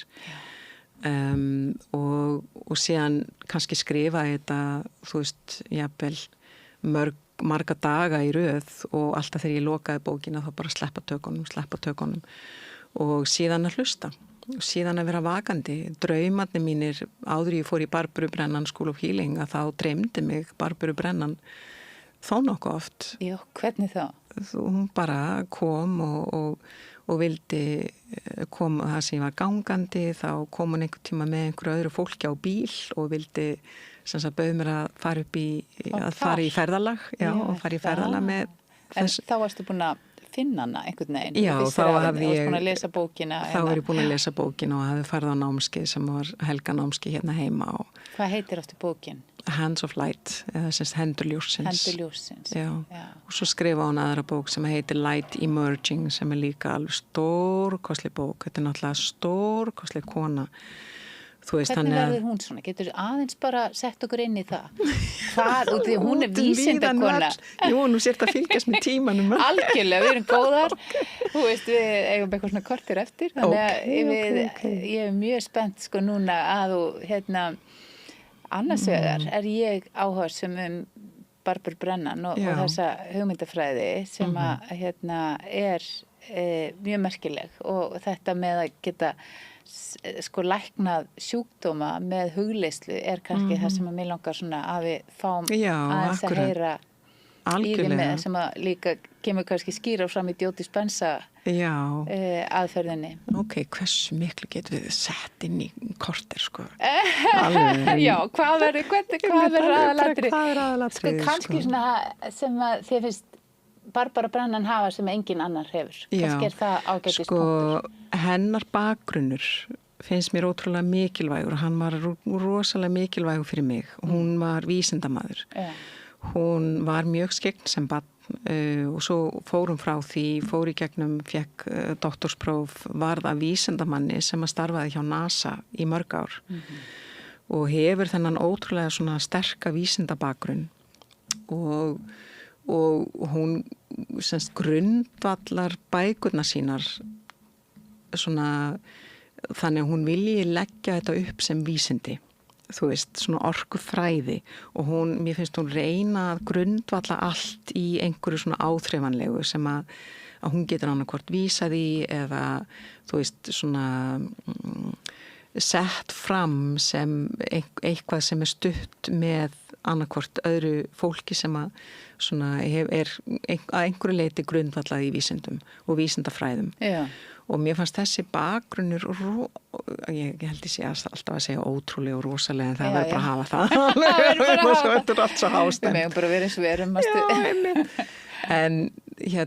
En þetta var gríðarlega mikilvægt fyrir mig, en þess að ég bara kem frá þessum bakgrunn af læknafjölskyldu og vilja og efahyggju í raun og veru og svona vilja hafa fæturna á jörðinni og svona rökhyggjuna með, að þessi bakgrunni skipti mig ótrúlega miklu máli og það fólk sem ég sá þegar ég fór heimsækja skólan, að þetta voru viðskiptafræðingar, það var líka þarna, þú veist, tónlistafólk og alls konar svona fólk í sköpunarstörfum, en læknar og fólk í bankageiranum og svona bara að mér fannst svona bara venjulegt fólk, þú veist, sem að var orðið eitthvað allt annað. Já. Sumir hefðu líklega haldið það. Já. En ég fann einhverja orku þarna í þessu fólki sem að hafði starfað í viðskiptageiranum í alla sína tíð, hafði verið, þú veist, í læknavísindum og í alla sína tíð og stóðu þarna í einhverjum ótrúlegum kærleika sem að ég bara hugsaði, þú veist, ég vil verða svona. Yeah. Þú veist, ég vil verða ein af þessum. Og það var til þess að ég tók stærstu áhættu lífs míns og fór í þennan skóla, eyddi aðleigunni í að fara þetta fyrsta ár og ferðast til Austurríkis 5 sinnum á ári. Ég gerði það í 4 ár, þetta er 4 ára nám. Ég veit ekki hvernig ég fór að þessu, fékk blessunarlega störf á grænum kosti og fékk nógu gott starf loksins til þess að geta framflytt mér að einhverju leiti í gegnum þetta. Og fékk úr undarlegustu áttum peninga til þess að geta farið í gegnum þetta og svo fór ég... Var þetta svona dýrt? Þetta var mjög dýrt nám. Þetta er mjög dýrt nám. Og svo þessi ferðalög. Þú veist, að ferðast til Austurríkis 5 sinnum á ári og uppihald og allt. Ég held að hún er bandarísk. Hún er bandarísk. Það er sem sagt, ég myndi segja, höfuðstöðvar skólans eru í Flórída. Já. En Evrópuútibú skólans var þá í Bad Ischl rétt hjá Salzburg í Austurríki. Þannig ég ferðaðist þangað 5 sinnum á ári. Og svo núna er það komið í Oxford og nú er aðeins breytti tímar, þú veist, nú er eitthvað komið online og er á netinu líka og þannig að þetta er aðeins öðruvísi umhverfi núna. Yeah. En á þeim tíma þá ferðast ég 5 sinnum á ári út í skólan. Hvenær lést hún? Hún lést fyrir, ætla sér ekki, svona 3 eða 4 ár síðan. Hittirðu hana þá? Já, hún var að starfa ennþá í skólanum þessi fyrstu 2 ár sem ég var. Yeah. Og mögnu kona. Hvað er það? Getur listi hvað hún... Ég held að það hafi verið þetta sambland af vísindamanni og þessum ótrúlega fræðimanni og þessari konu sem gat staðið á sviðinu og bent út í sal og segi, heyrðu, þú ert með 7. orkustöðina allt of opna, þú veist, þú verður að jartengja þig betur, þú veist, þú þarna í rauðu skyrtunni, þú veist, þú þarft að aðeins að virka 3. orkustöðina þína betur. Hún var alveg svona skýr. Og hún var alveg og hún bara, þú veist, og í fyrsta skipti sem við sáum hennar þá stóð ég álengdar hérna með einhverju skólavinkonu minni og hún sneri baki okkur svo allt er einhver svona, þú veist, svona og þú veist, og hún snýr sig við og horfur á okkur og svo, þú veist, ég fann fyrir ykkur og þú veist, og hún bara skynjaði allt, hún var bara, en samt þessi rosalega fræðikona og vísindakona og heitlaði mig. Var hún mjúk eða hörð? Hún var bæði. Já. Hún var bæði. Hún var náttúrulega, þú veist, svo mixta eða svo háleitasta sem að ég held ég hitt og svo gat hún verið rosalega ákveðin, þú veist, og bara algjörlega með mörkin sín og hreinu og ekkert bullshit. Háleitasta og var það einhver svona þá upplifun sem þú hafðir að hitta hana sem að þú segir? Ég man eftir fyrsta skiptunni sem ég sá hann á sviði þegar ég byrjaði í skólanum og þá var hún að hleypa þessar orku í gegnum sig og var að tala það sem að kom í gegnum hana og það var eiginlega í fyrsta og eina skipti sem ég sé bara, þú veist, áru sem að fyllir út sviðið. Og það voru bara einhverjir töfrar þarna í gangi sem ég get ekki útskýrt. Það var svona önnur, svona andleg upplifun. þú veist, en með augun opin í þetta skipti, þú veist, að sjá þessa mögnuðu mannesku, þú veist, tala einhvern ótrúlegan sannleika eins og ég hafði lesið í bók Emanuels eftir Pat Rodegar sem var vinkonunnar, þú veist, og sá þetta og upplifði þetta. Hvað heldur að hún, fékk hún svona leiðsögn eða svona, klárlega. Þannig að hún var bara með einhverja tengingu þannig að hún fékk skilaboðum. Fékk skilaboð og hún til dæmis reyndi að gefa út Hendur ljóssins, þú veist, hún fór til 12 útgefanda sem það vildi enginn gefa út þessa bók. Hún seldi aðleguna, þú veist, hún bara gat ekki, það var bara eitthvað innra með henni, eitthvað með vísbendingar, skilaboð, eitthvað innra sem að bara segja, þú verður að gefa þetta út. Og þessi skóli núna að verða 40 ára og það með ólíkindum, þú veist, að stofnun eins og þessi 100% eða sinni samtíð, 100%.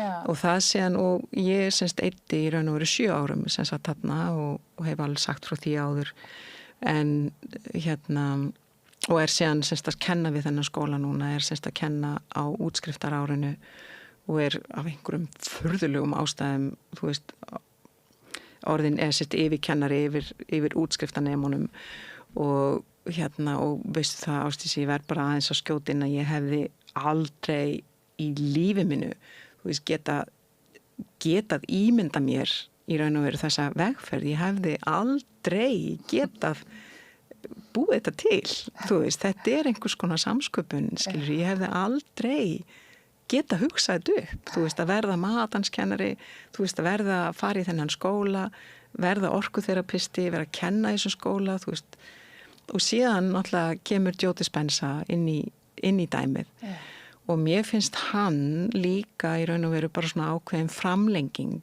af Barbarubrennan.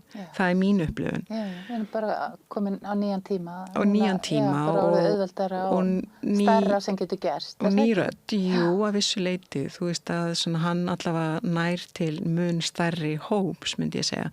Þó að Hendur ljóssins á sínum tíma hafi náð ótrúlegri útbreiðslu og gerir enn. En þú veist, þessi fræði allavega eins og hann setur þau fram auðvitað á hans forsendum.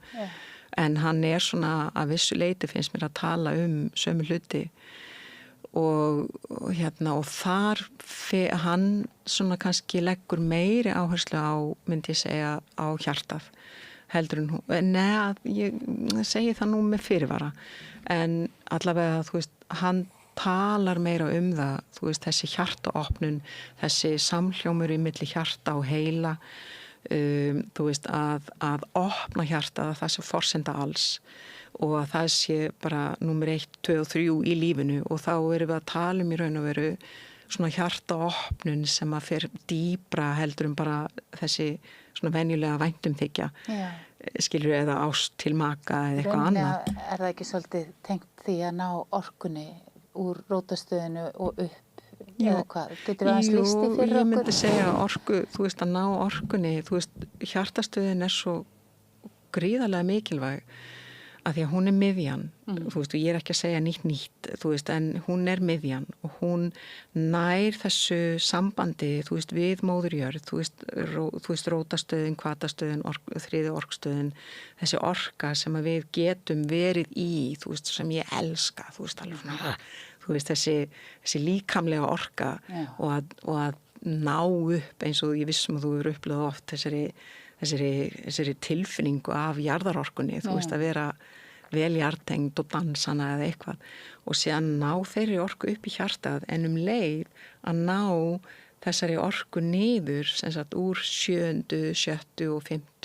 niður í 4. Þú veist, þannig að þetta verður bara ein heild sem að sem fær farveg síðan í gegnum hjartað út í þennan líkamlega veruleika.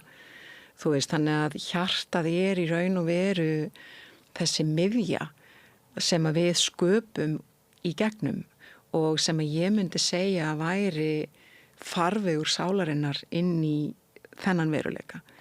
Hjartað farvegur sálarinnar út í veruleika. Það bara algjörlega eins og ég vil setja þetta upp og eins og ég myndi halda að hann myndi setja þetta upp líka og Barbara Brennan. Þú veist, að þessi ljósneisti eða þessi ljóskraftur sem að við erum þá innra með okkur, að það ná að koma í gegn í raun og veru með þessari jarðarorku, með þessari æðri orku eða hvað sem má kalla það og safnast saman í hjartanu og þú veist, komi út í gegnum efnið. Og því meira sem að við náum að rækta það og því meira sem við náum að kynnast því, þú veist, ég hugsa stundum, þú veist, hvar endar það? Þú veist, ég veit það ekki. Þú veist, þessi möguleiki á þessari orku, svona, þú veist, ég upplifði þetta fyrst, fannst mér mjög sterkt í gegnum það að iðka 1 mánuð af þakklætisiðkun með manninu mínum, út frá bók sem heitir The Magic, þú veist. Það var ótrúlegu mánuður og við upplifum það bæði. Það var svo frábært að hafa speglun með honum. Og með því að hugleiða, vera með þakklætis hugleiðslur? Nei, þá í raun og veru eru ákveðnar svona þakklætisæfingar sem þessi bók leiði mann í gegnum, sem að ég byggði síðan svona námskeiði mitt svolítið á, þú veist, þannig ekki á bókinni en bara, þú veist, þessari iðkun. Og auðvitað séðan ferða meira út í, svo fer ég út í það að skapa svona hjartahugleiðslur og eitthvað svoleiðis, þú veist, en þarna í byrjun, myndi ég segja, séu 6 eða 7 ár síðan, að þá var það bara þessar æfingar sem við gerðum á hverjum degi. Og við ekki, svo við náum þeirri sögu út eða nú ertu að tala mannin þinn. Já. En þú varst að tala á hann og þú skilji við mannin þinn, þannig að núna ertu gift Jónasi Sen. Já, einmitt, algjörlega, já. Og hann með þér í þessu? Hann á sinni leið, hann á sinni vegferð. Ég á minni og þær eru frekar ólíkar en ég myndi segja að kjarnin í þeim sé svo sami. Og berum mjög mikla virðingu fyrir vegferð hvors annars, þú veist, í þessum andlegu málum. En þarna náðum við saman samt. Í þessari þakklætis vinnu. Já. Ef að þú segir, ég veit ekki hver þetta endar, það þá, þú upplifir svo mikinn kraft í þessari hjartaorku og þú hefur, ég veit að þú ert búin að vera á svona, ég veit hvað hefur að kalla það, svona retreat, myndu við kalla það með Joe Dispenza, það sem að koma mörg þúsund mann saman. Hvað hafa verið margir í svona... Það hafa verið, ég hef farið á 4 svona samkomur, ég veit ekki hvað það á að kallast, eða retreat, það sem að, þú veist, safna saman, ég myndi segja að það séu milli 1800 og upp í 2500 manns sem ég hef verið með þá á svona retreat. Já. Mér samkom ekki ná utanum það, þú veist, en þetta er svona retreat einhvers konar. Ótrúlega magnað. Og þetta er vika í raun og veru eins og hann setur. Vika saman að hugleiða eftir hans prógram og hann að leiða þetta allt og með ykkur allan tíman. Já, hann bara, þetta er ótrúlegur maður. Ég skil ekki, þú veist, bara hvað hann getur eða hvað hann færum. Hann þarna svo heill, svo all in, þú veist, svo 100% með manni þarna þessa 7 daga, þú veist, og 6 af þeim dögum og þá maður að hugleiða frá klukkan 6 fram og hann með fyrirlestra, hann á sviðinu frá klukkan 6 á morgnana til klukkan svona 7-8 á kvöldin. Hann að með gera þessar hugleiðslu live þar og það sem að tengdi mig við hann sérstaklega Ásdís var að þegar ég fór að kynna mér hann betur og ég tók andköf, þú veist, þá hann allur þessa vídd sem að ég upplifði. Ég hugsaði bara, oh my God, þú veist, ég var alveg, þú veist, svona ofboðslega uppnumin, bara þarna einhver sem að lýsa því og kenna það sem að ég upplifði. Hann ekki svolítið að vinna og þú kannski, ég veit ekki hvort að ég alveg að skemma stemmingun með því að spyrja þessa kundalíni jóga Hann vill ekki kalla það. Nei, ég veit að hann vill kalla öðrum nöfnum, sko. Já, hann allur það að vilja færa öll þau fræði sem sagt inn í vísindin. Já. Hann með marga vísindamenn og sínum snærum sem að reyna reyna að færa þetta inn í einhvers konar vísindalegt samhengi. Hvað að gerast? En það samt alveg klárlega, myndi ég segja, það var einmitt spurður að í viðtali einhver tíma nýlega, þú veist, þetta ekki bara, þú veist, í raun og veru kundalíni, þú veist, eða opnun eða vakning eða öndun. Og hann segði, þú veist, já og nei, þú veist, hann hefur heimfært hana yfir á sína eigin leið og hann kenna hann eftir sínum eigin forsendum þá með allsherjar útskýringum hvað að gerast líkamlega í þessari öndun en það má alveg, þú veist, deilum það eða velta því fyrir sér. Máli, sko. Endanlega að þá finnst mér það ekki skipta máli. Það ofsalegu kostur að fá mælingar og fá rannsóknir á öllum þessum fræðum og nú langar mér svolítið að heyra hjá þér og þú hefur orðið vitni af svona kraftaverkum og ég veit að þau eru að gerast þarna á þessum námskeiðum, kannski fyrir það er svona margir samankomni með svona miklu orku bæði það og svo er náttúrulega fólk að vitna að það hefur náð bata af alvarlegum sjúkdómum með því að fara í, og hann sjálfur náttúrulega Joe Dispenza náði bata með því að vinna með hugarafli, ég veit ekki hvað að kalla það, eða þessa orku. Já, ég myndi segja að hann náði ótrúlegum árangri sjálfur, þú veist, í sínu heilinaferli þegar hann var bara 24 ára og í raun og veru vissi ekkert alveg hvað hann var að gera. En var útskrifaður mölbraut á sér hrygginn og var útskrifaður sem kýrópraktor. Og fór einhverja mjög sérstaka leið, þú veist, í að beita hugaraflinu en í tengingu við þessa vitund sem að var þá. Er það ekki rétt hjá mér að það sem að hann gerði, sem við höfum náttúrulega oft heyrt talað en hann sá fyrir sér og svona hugsköpun, eða hvað myndum við kalla það? Ímyndanaraflið og sjónsköpun og bara huglagsköpun, þú veist, á að hann í raun og veru mótaði, þú veist, nú ég að segja svona, þú veist, bara, þú veist, mjög gróflega. Já, það geta líka allir fundið þetta er á YouTube, þannig margsagt þessu sögu. Já, en hann myndi segja svona bottom line, þetta í myndinni Heal, til dæmis. Já, á Netflix. Já, á Netflix, en þar hann í raun og veru sjónskapaði og fór inn í tilfinninguna af því að hryggjarliðirnir hans væru orðnir heilir. Já. Og hann marga klukktíma á dag að þá var hann að búa það til innra með sér að þetta væri orðið að veruleika að allir hryggjarliðirnir hafi náð heilun og séðan bara fór hann að upplifa að þetta var að bera árangur. Þannig að það hvatt hann áfram og hann hélt áfram og samkvæmt hans sögu, þú veist, að þá náði hann bata á einhverjum 3 mánuðum, þú veist, og sór þess eið á þeim tíma að ef hann gæti þetta, þá myndi hann eyða lífi sinni í það að reyna að kenna öðrum þetta eða rannsaka þessa tengingu hvað gerðist og að kenna öðrum það. Hefur þú leist eitthvað eða læknað eitthvað hjá þér með þessum aðferðum? Já, þú veist, mér finnst, þú veist, þegar ég byrja á þessari vinnu og líka til að svara þessari spurningu með það sem ég hef séð, þú veist, og upplifað. Sko, þegar ég byrja á þessari vinnu að þá var ég orðin mjög svona aðframkomin aftur af streitu. Þú veist, ég var að kenna í skólanum, ég var að með fullan praxis, þú veist, af skjólstæðingum, ég var að búa til vefsíðu fyrir sjálfa mig, búa til hugleiðslur og þetta var bara allt og mikið í raun og veru og ég var farin að finna fyrir svona einkennum aftur af burnout, þú veist, bara líkaminn eða kerfið mitt gat ekki borið þetta allt uppi og ég hugsaði annarkvort verði ég að finna einhverja leið til þess að ná að halda orkunni eða ná að svona viðhalda kerfinu mínu betur eða að hætta einhverju af þessu sem ég er að gera og þá kom Joe Dispenza inn og ég myndi segja að á þeim tíma sem ég hef núna verið að hugleiða mest samkvæmt hans fræðum og eins og segi við getum að halda áfram endalaust sko en að hugleiða samkvæmt hans fræðum og þá aðalega með orkustöðvarnar, þetta er aðalega í þær mest sem ég kveikja og þú veist að gera orkustöðu hugleiðslur á hverjum degi og að hreinsa orkukerfið, finna þessar uppliftu tilfinningar, opna hjartað og veist, svona rækta kerfið mitt, þú veist, mér finnst ég svona vera að ég er í ræktinni, þú veist, þegar ég er í svona andlegu ræktinni, þegar ég er að gera þessar hugleiðslur, þetta eru aktívar hugleiðslur. Hvað gerir mikið á dag?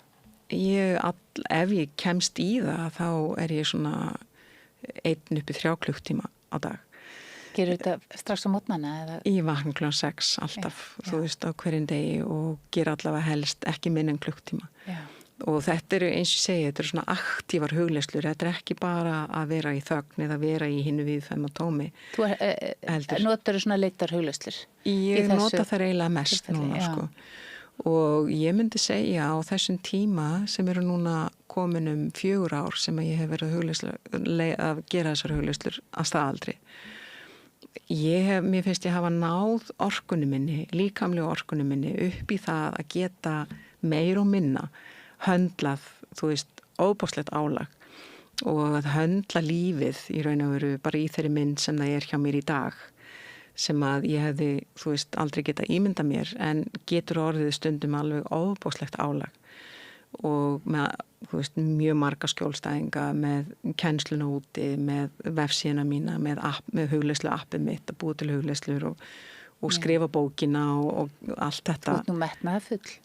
Það er þarna smá ego eftir. En ég bara er að reyna að svara kalli, sko. Þetta er bara einhvern veginn allir þessi hluti sem að vilja streyma og ég vildi stundum ég geti klóna mig með alla á hluti sem ég hef áhuga á, sko. Akkurat. En ég myndi segja að þessar hugleiðslur hafi hjálpað mér að standa undir þessu öllu og að vera í raun og veru miklu betra líkamlegu ástandi heldur en þá. Já. Og margir kvillar sem að, þú veist, eru orðnir í raun og veru hverfandi, þú veist, sem að hafa samt svona, þú veist, að því að eins og hann setur þetta fram í raun og veru þá erum við að rækta orkukerfið. Að mínum mati er þetta bara eins og líkamsrækt. Þú veist, ég er að rækta orkukerfið mitt, ég er að styrkja það, ég er að efla orkustöðvarnar, þú veist, ég er að En er það ekki sama og Barbara Brennan og Joe Dispenza eru í raun að segja ef að það safnast fyrir einhver lokun eða spenna í orkukerfinu, þá getur orðið til sjúkdómar. Jú. Og þau eru sammála það. Þau eru sammála það og þau eru líka sammála öfuga átt eins og Louise L. Hay líka sem er drottning staðhæfingana sem ég heyrði Mörtu nefna hérna daginn að þau vilja líka meina að það sé hægt að snúa þessu öllu við og að eins og Joe segir, þú veist að ef að hugsanir eða allt þetta, öll áföllin og allt þetta geta búið til sjúkdóma að þá geta góðar hugsanir og jákvæðar hugsanir og hálitar hugsanir og tilfinningar snúið hlutunum við. Við getum skapað hvað sem er. Við getum í raun og veru með þessu. Já, ég held það. En ég segi það samt með fyrirvara, þú veist, af því að ég hef séð ótrúlega hluti gerast. Ég trúi því sem að fólk er að halda fram að það hafi læknast á þennan hátt og margir þeirra líka þú veist, með læknismeðferð samhliða. Og við erum að tala bara fólk sem er lama og stendur upp á hjólastólum sínum, sko. Þetta er bara já, með það eru ótrúlega hluti sem að gerast þarna og sem að fólk þarf bara að kanna sjálft og sjá. Já, það þarf bara að kanna það. Við ætlum ekki að fara og fara á vefsíðuna og skoða þetta. En það eru ótrúlega hluti sem að ég hef orðið vitni að og séð og heyrt af fólk segir og ég minna hann er svo opinber að ég held að sé bara ekki hægt að þetta sé eitthvað feik, sko. En það er mjög sterkt í mínu huga samt sem að Barbara Brennan líka stóð fyrir og kendi að það er einhver ákveðin vegferð sem að sálinn þarf að fara. Það eru mjög margir sem að kjósa eða sem að eru að læra eitthvað með því að fara í gegnum til dæmis krabbamein og deyja því. Þú veist, að ná ekki þessum bata á þennan hátt heldur af einhverjum ástæðum og þá hugsa ég til pappa míns. Þú veist, einhverjum ástæðum er vegferðin svo að fólk deyr af þessu og kannski hefur það ótrúlega áhrif allt í kring á samferðafólk og þau eru kannski að læra gríðarlega mikið á þessari vegferð samt sem áður. En síðan vil ég líka trúa því að það er vegferð sumra og til dæmis þessa fólk sem að segir þessar sögur af heilun að það er vegferð þeirra að geta sýnt fram á að þetta sé líka möguleiki og þessi máttur sem við búum yfir er ótrúlegur og ég held að til dæmis ef að fólk fer þessa vegferð en endar samt á því og nú bara tala ég hreint út, þú veist, endar samt á því að deyja að þá er það held ég ómældur lærdómur sem er lærður alla þessa vegferð þangað til. Hvort sem það endi þá í bata eða í einhverju svona kraftaverki eða þá í betri heilsu eða lengri líftíma, skilur ég meina það stórkostlegt podcast sem að ég myndi vilja líka bara nefna sem heitir Phenomenon, sem núna til á netinu, það sem enn og aftur verið að sína fram á þetta með vísindalegum forsendum, að til dæmis orkuvinna eða heilun, þú veist, hefur möguleika á því að hægja á sjúkdómsferlum. Þú veist, og þá var talað með þessum tiltekna þætti krabbamein. Það var hægt að nota þessa orkuvinnu til þess að hægja á ferlinu og vinna þannig með læknum og öðrum til þess að finna þá betri lausnir. Þú veist, þannig að ég bara svo spennt fyrir því, þú veist, þegar vísindin einhvern veginn að þetta svona smám saman einhvern veginn að ná heim og saman, sko. Allavega þú veist, hvatning í því að hafa einhvern veginn upplifað það hjá þér og mörgum öðrum hvaða mikill máttur sem við höfum með því sem við getum gert bara sjálf fyrir okkar heilsu og hamingju. Einmitt, og veistu það, Ásdís, ég varð í raun og veru og ég finn þetta snertir ennþá hjarta mitt, sko, að þú veist, á sínum tíma þessi elsku vindslega unga kona sem var þarna 33-4 ára algjörlega brotin. Þú veist, hún hafði einhvern veginn vit á því, þú veist, að hlusta og að huglega á hverju mótni, samkvæmt hennar eigin forsendum, gera staðhæfingar, þú veist, í lokin, ég var með svona útprenta blað, þú veist, af staðhæfingum að ég yrði heil, að ég myndi ná orkunni aftur, að ég myndi ná heilsu, að ég myndi, þú veist, njóta mín í einhverju starfi sem að ég geti kannski ekki séð fyrir hvað væri, að ég myndi blómstra aftur í lífinu og ég gerði þetta samviskusamlega á hverju mótni. Og svo þegar ég heyri þessi fræði, þú veist, eins og Barbara Brennan og svo núna Joe Dispenza, og ég svo bara, vá, þú veist, já, mér finnst ég hafa upplifað það í eigin skinni og ég ekki að setja mig á háan stall þar eða eitthvað að setja mig yfir neitt annan þar. En af einhverjum ástæðum þá bar ég þess gæfu, þú veist, að feta þessa leið, finna nýjan farveg, finna heilsuna aftur, finna lífskraftina aftur og ástríðuna aftur og ég brenn fyrir því sem ég að gera núna. Þú veist, að bara að hugsa tilbaka og hugsa til þessa fólks, þú veist, þessara ljósbera, eins og Barbara Brennan, eins og þín og eins og okkur, þú veist, og eins og Joe Dispenza og fleiri sem eru að reyna að varða leiðina, þú veist, fyrir að þekkja þennan innri mátt. Innri mátt, já. Og æðri mátt. Og æðri mátt og allt umkring og innra og ytra. Yndislegt. Og líka gott að heyra þau segja að þú brennur fyrir því að gera. Það er svona ástríðan sem að þú er búin að finna núna að sönn fyrir þig. Já, og uppgötva þess að hann segir stundum, þú veist, fall in love with life. Já. Þú veist, og aftur í raun og veru, þú veist, að falling in love with life. Ert þú þar núna? Mér finnst ég upplifa það mjög oft. Já. Þú veist, að bara, wow, þú veist, lífið ótrúlegt. Magnað. Þakka þér fyrir. Einhver loka orð, einhver skilabóð til allar sem voru að hlusta á okkur hérna, eitthvað sem að... Ég held að maður sé búin að tala frá sér allt eitt. Nei, bara að læra að þekkja sjálfan sig. Læra að þekkja sjálfan sig. Gefast ekki upp. Hætta ekki. Þú veist, halda áfram þó að vegferðin sé erfið. Þú veist, ekki að láta hendur fallast þó að móti blási. Þú veist, bara að gefast ekki upp. Já. Þú veist, að halda áfram, leita leiða. Það er svolítið gott þetta líka sem þú segir, að treysta. Ef maður fer að hlusta inn á því, þá eru svörin þar. Það eru svörin þar. Já.